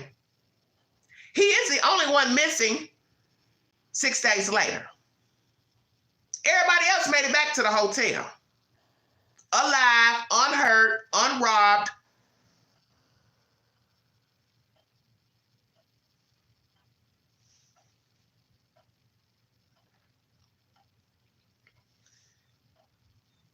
Know your company. This story is a lesson learned once again. You got to know your company. I am not here to say that he was set up at a bar. Bartender set him up. I'm not here to say his friends set him up. What I'm saying to you is the obvious.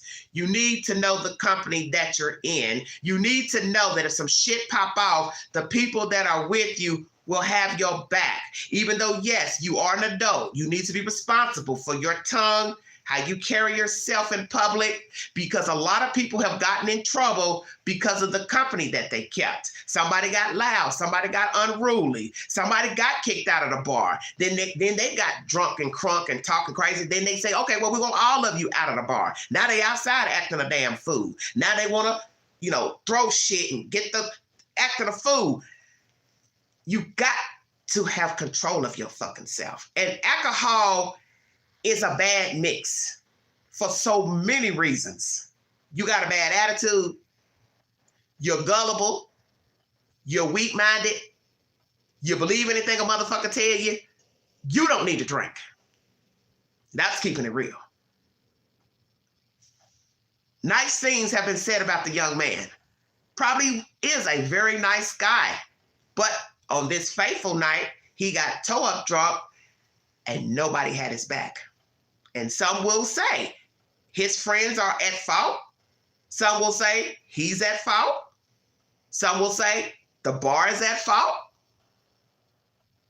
And then we're going to say the ultimate. Somebody met with him later is also at fault because he's not been seen. And this is scary to me because I'm sitting here trying to figure out why this boy's body has not surfaced alive or deceased. This is scary as you know what, because in my mind I'm saying, this is a big guy. Where in God's name could this kid be? That's why you know it's foul play, because we're on day 6. This happened still in day 7, Friday night, last Friday night. You ain't got nothing on this boy to say where he's been or something. No police activity. Strange, strange, strange. Nashville has nothing but crime. I get notifications every fucking day about Memphis, Nashville. So this area must be an area where there's no robbery, assaults. See where I'm going? I'm just saying, because I'm not hearing anything that the police walk the beat. 15 minutes of walking, he ain't even made it to the hotel. So I want somebody in the chat to Google half a mile. How long would that take for you to walk? If somebody don't mind Googling that for me in the chat.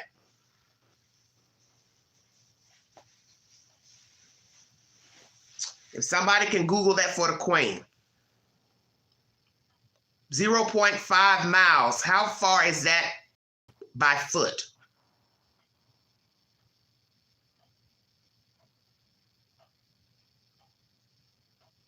Now, this is bad business for the Loop 32, whatever it's called. It's bad look for the owner. It's bad look for the manager. It's bad look for the whoever. The bartender did right.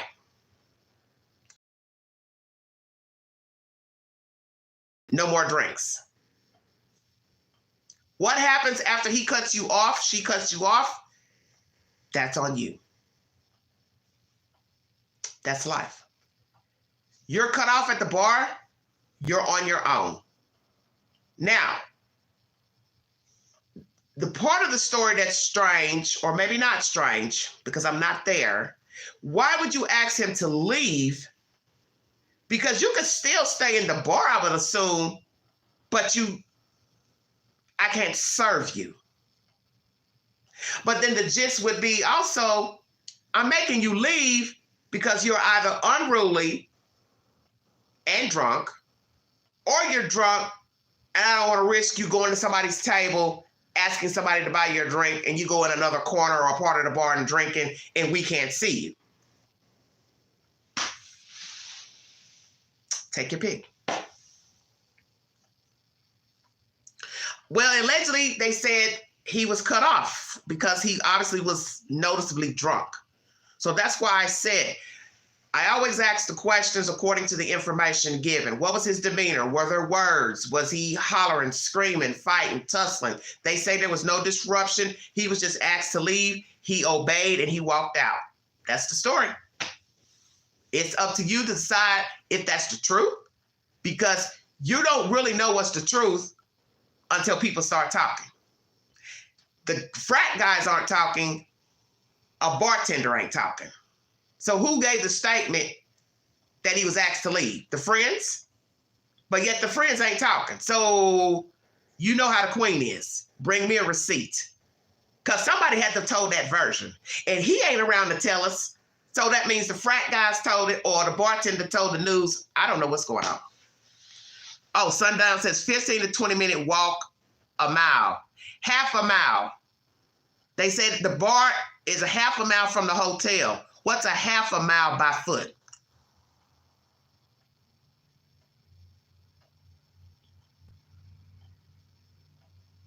$10 minutes? He's walking 15 minutes and not even in the direction of the hotel. So you got to use common sense. You got to count how far it takes to get from your location to the hotel. So if, let's say the hotel is a 15-minute walk, a 10-minute walk, he was already 15 minutes out of the way. So now you got to count 15 minutes plus finding out where your hotel is to walk that walk.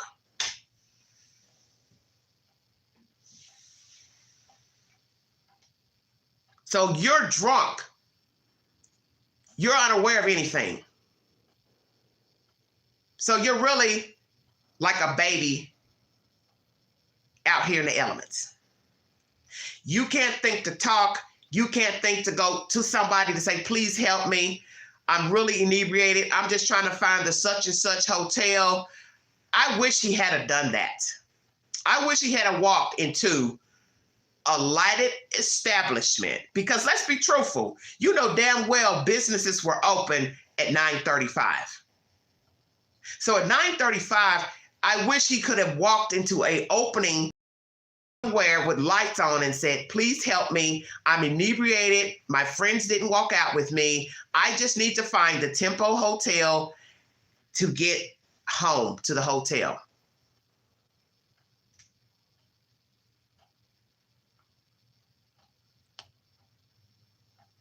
Yeah, he could have went in anywhere, you know, a bar, a restaurant. 9:35, shit is still open.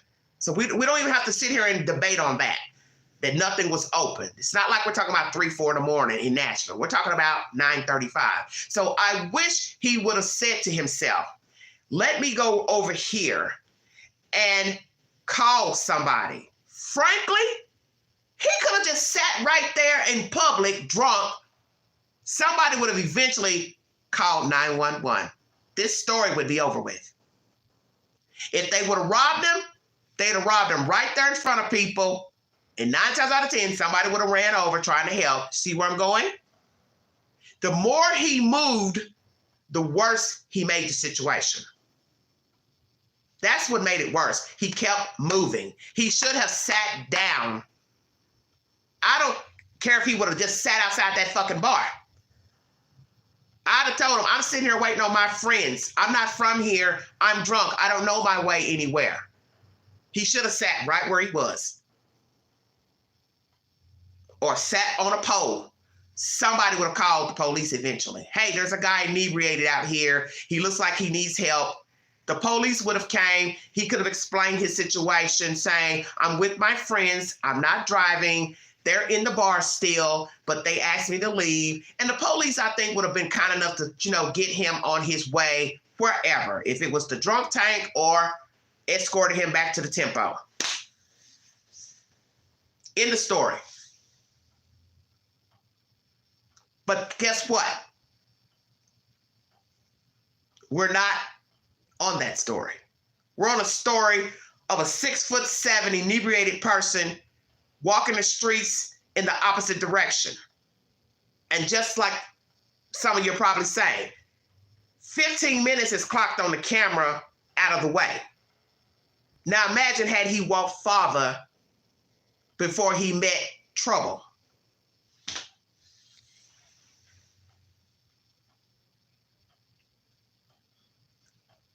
This is bad. This is a bad, bad story. Each day, I bring you breaking news pertaining to children, adults, the evils that men and women do. A lot of it is macabre. It is content pertaining to unaliving a human being. And sadly, this missing persons case is probably going to be that. You haven't heard of a ransom. You haven't heard of anybody calling his parents to ask for money to return him safely. So you have to use deduction that this is a story of a person who is no longer alive. I feel terrible for his parents. I feel terrible for those who actually liked him and cared about him. I always choose my words carefully. I feel bad for those who liked him and cared about him. Now, I could say that these guys didn't care because they didn't even just say, well, let me get him home and I come back to the bar. But we know how people are. When they're in the midst of drinking and chilling, they don't want to get up and have to take you home. So the flip side is, why is it my responsibility? So let's flip it.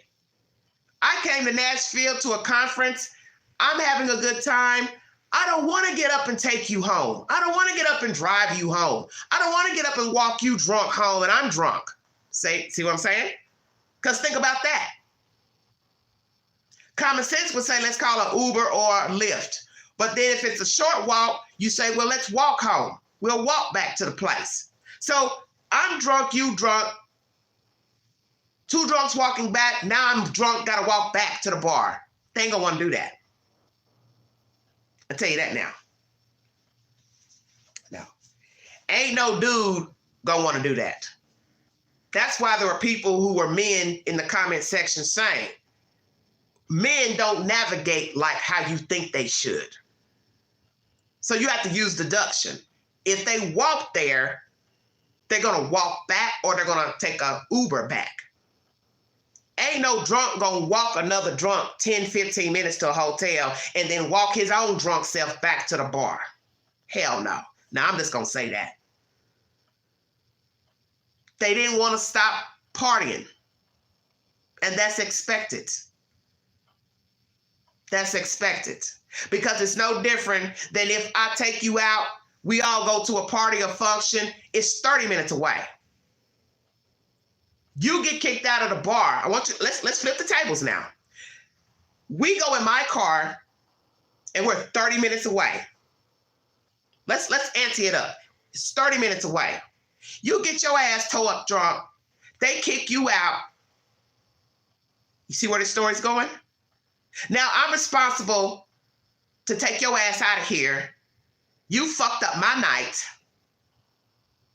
And I got to take your drunk ass home early because you got towed up and got kicked out. And now you're fucking with my night. Stay woke.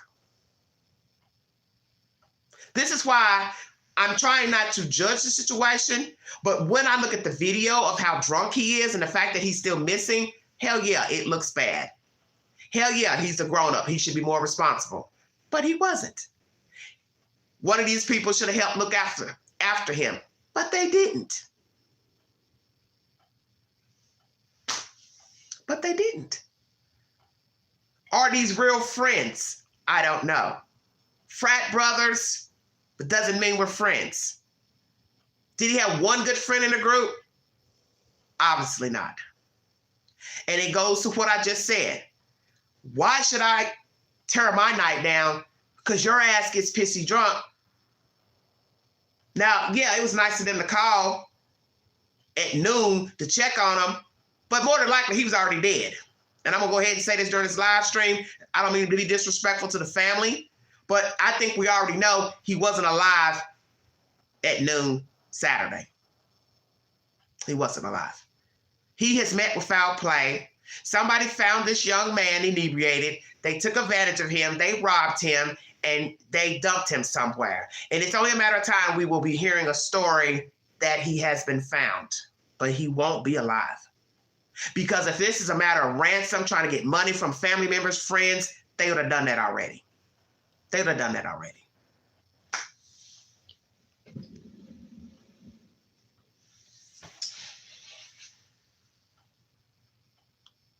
Exactly. This is a very bad lesson. This is a very bad lesson. Way worse than sad. It's a bad lesson to learn about drinking. Because it's common sense. Whether you go out to the bar alone, you go to somebody's house, you go to a party, a function, whether you're on foot, you're by car, your defenses are down when you drink. So what you think is going on doesn't mean that it's actually going on because your perception is distorted. So you think you're out with people that got your back. You think you're out with people that like you. You think you're out that something bad would happen to you. Okay, let's just say you're in a bar and you pass out and have a seizure. You gotta hope somebody's gonna care enough to render you aid. Now, naturally, you fall out in a bar, somebody's gonna call 911. That's the one thing they're gonna do. But now imagine you walk out of the bar, walk a little ways down the street, whether you know where you're going, and you fall out, have a seizure, have a heart attack. You got to pray that somebody's going to say, oh, there's a man and woman lying down there. Let me call 911. For all we know, he fell. He hit his head. But then somebody would say, well, why you don't call 911? You walk home, you see him. And this is all public out there in Nashville. I can't see somebody that long not being seen at some point 6 days in. 6.5 days in, you're going to see that long ass 6'7" body. That's going to lead me to believe somebody offered him a ride. He got in their car. He said, hey, I'll pay you if you take me to the Tempo God forbid if he even remembered where the hell he's staying. And then the worst case scenario took place. And then that means they robbed him. God forbid he wasn't taken advantage of sexually. See, you don't know because people are sick out here. He could have been picked up by a man. Could have been picked up by some sick, wacko guys. There was a case in my area a few years back of a homeless man being picked up by two men. They drove him up past, I think, the Smoky Mountains, and he told them, hey, you're going in the wrong direction.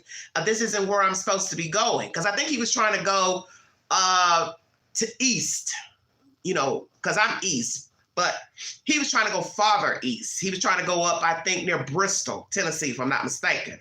So he's telling the guys in the car, hey, you're going the wrong way. You're going the wrong way. Well, they pull over and they rape this man. Are you hearing me? Two men raped a homeless man. How sick and depraved can you be? To offer him a ride. Hell, oh, we're going in that direction. Yeah, we'll give you a ride. And then you pull over. He had to have known then, something bad's about to happen. So you're watching in real time your life flash before your eyes. Oh shit, they're gonna do something bad to me. They rape this man. Rape is disgusting no matter the sex. But this man is homeless, probably not clean, and you're willing to penetrate a man? Two men gang rape a man, rape him. What the fuck? So this is what's out here. This is what is out here. So my mind has been thinking of all type of crazy scenarios pertaining to Riley. And that comes to mind as well. Because you cannot assume that it's just a guy saw him, robbed him, took his money, credit cards, and left him. The body is missing. So this is what is crazy. We don't know where he is. We don't know where he is. And that's what's horrible. Is that he's a very tall guy. He's going to stand out in the crowd. So if he was even lying flat, you would see his body, wherever it is. You know, if he passed out, that's what's scary about the story. You have not heard that they found somebody passed out. You would have heard at least within an hour or two going into the next day, Saturday, oh, we found a guy, you know, laying down on the street or in the park, roughed up, whatever, you know, whatever. You don't hear that. You don't even hear of a whole body being found. And that's what's disturbing. And that is what will lead most of us to believe that Riley Strain is not alive. That he met with foul play while walking the streets of Nashville inebriated, not aware of his faculties, not able to discern where he was and make himself turn around to go into the direction to, one, ask for help, get help, and also make his way back to the hotel. The parts of the story that's troubling on behalf of the friends, associates, it's the key that was allegedly found. Don't know what type of key that is that they're speaking of. The fact that they didn't call for help until afternoon time, which is baffling to me. I'd like to know that they talked to the front desk of the hotel to ask them, did they see Mr. Riley check in? Will we get information that he made it back to the hotel? He checked in, but met with foul play at the hotel. Met with foul play near the hotel. See, you don't know.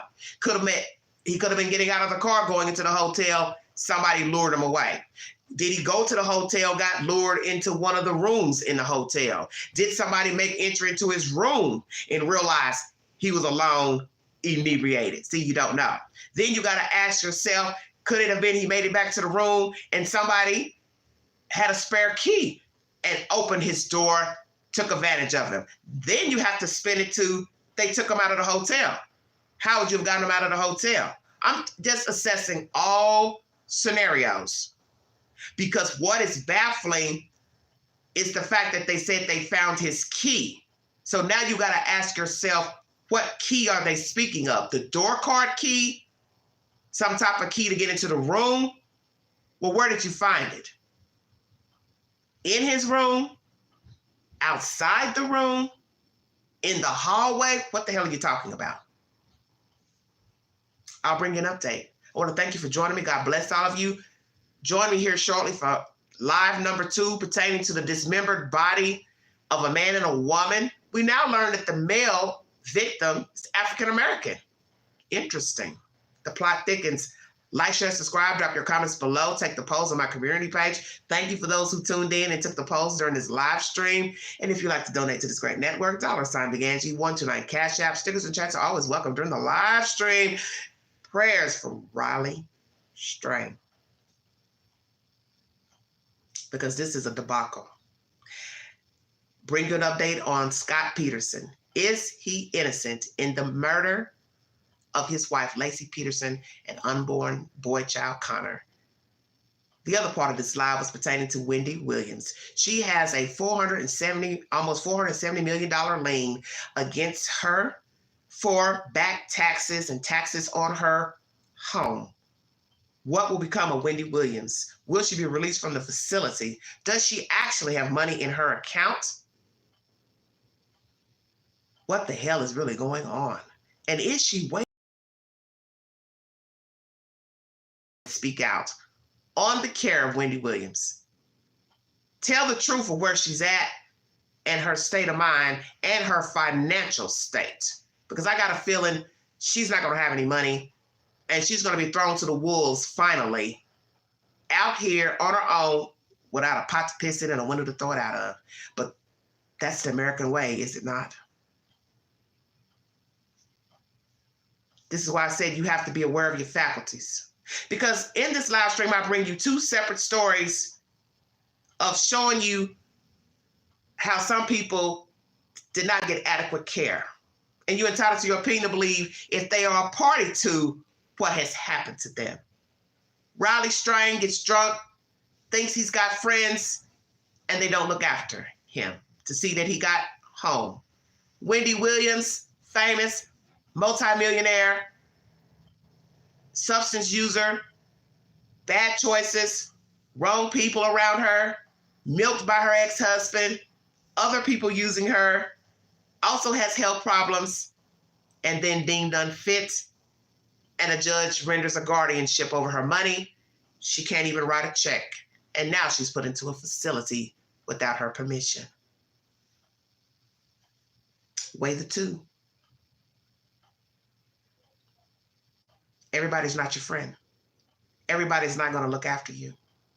And I think a lot of people need to start assessing a worst case scenario. And I've put that poll up on my channel. So feel free to go back about 2 weeks and take that poll where I ask you, if something bad happens to you, do you have someone designated to look after you, to make life-altering decisions for you?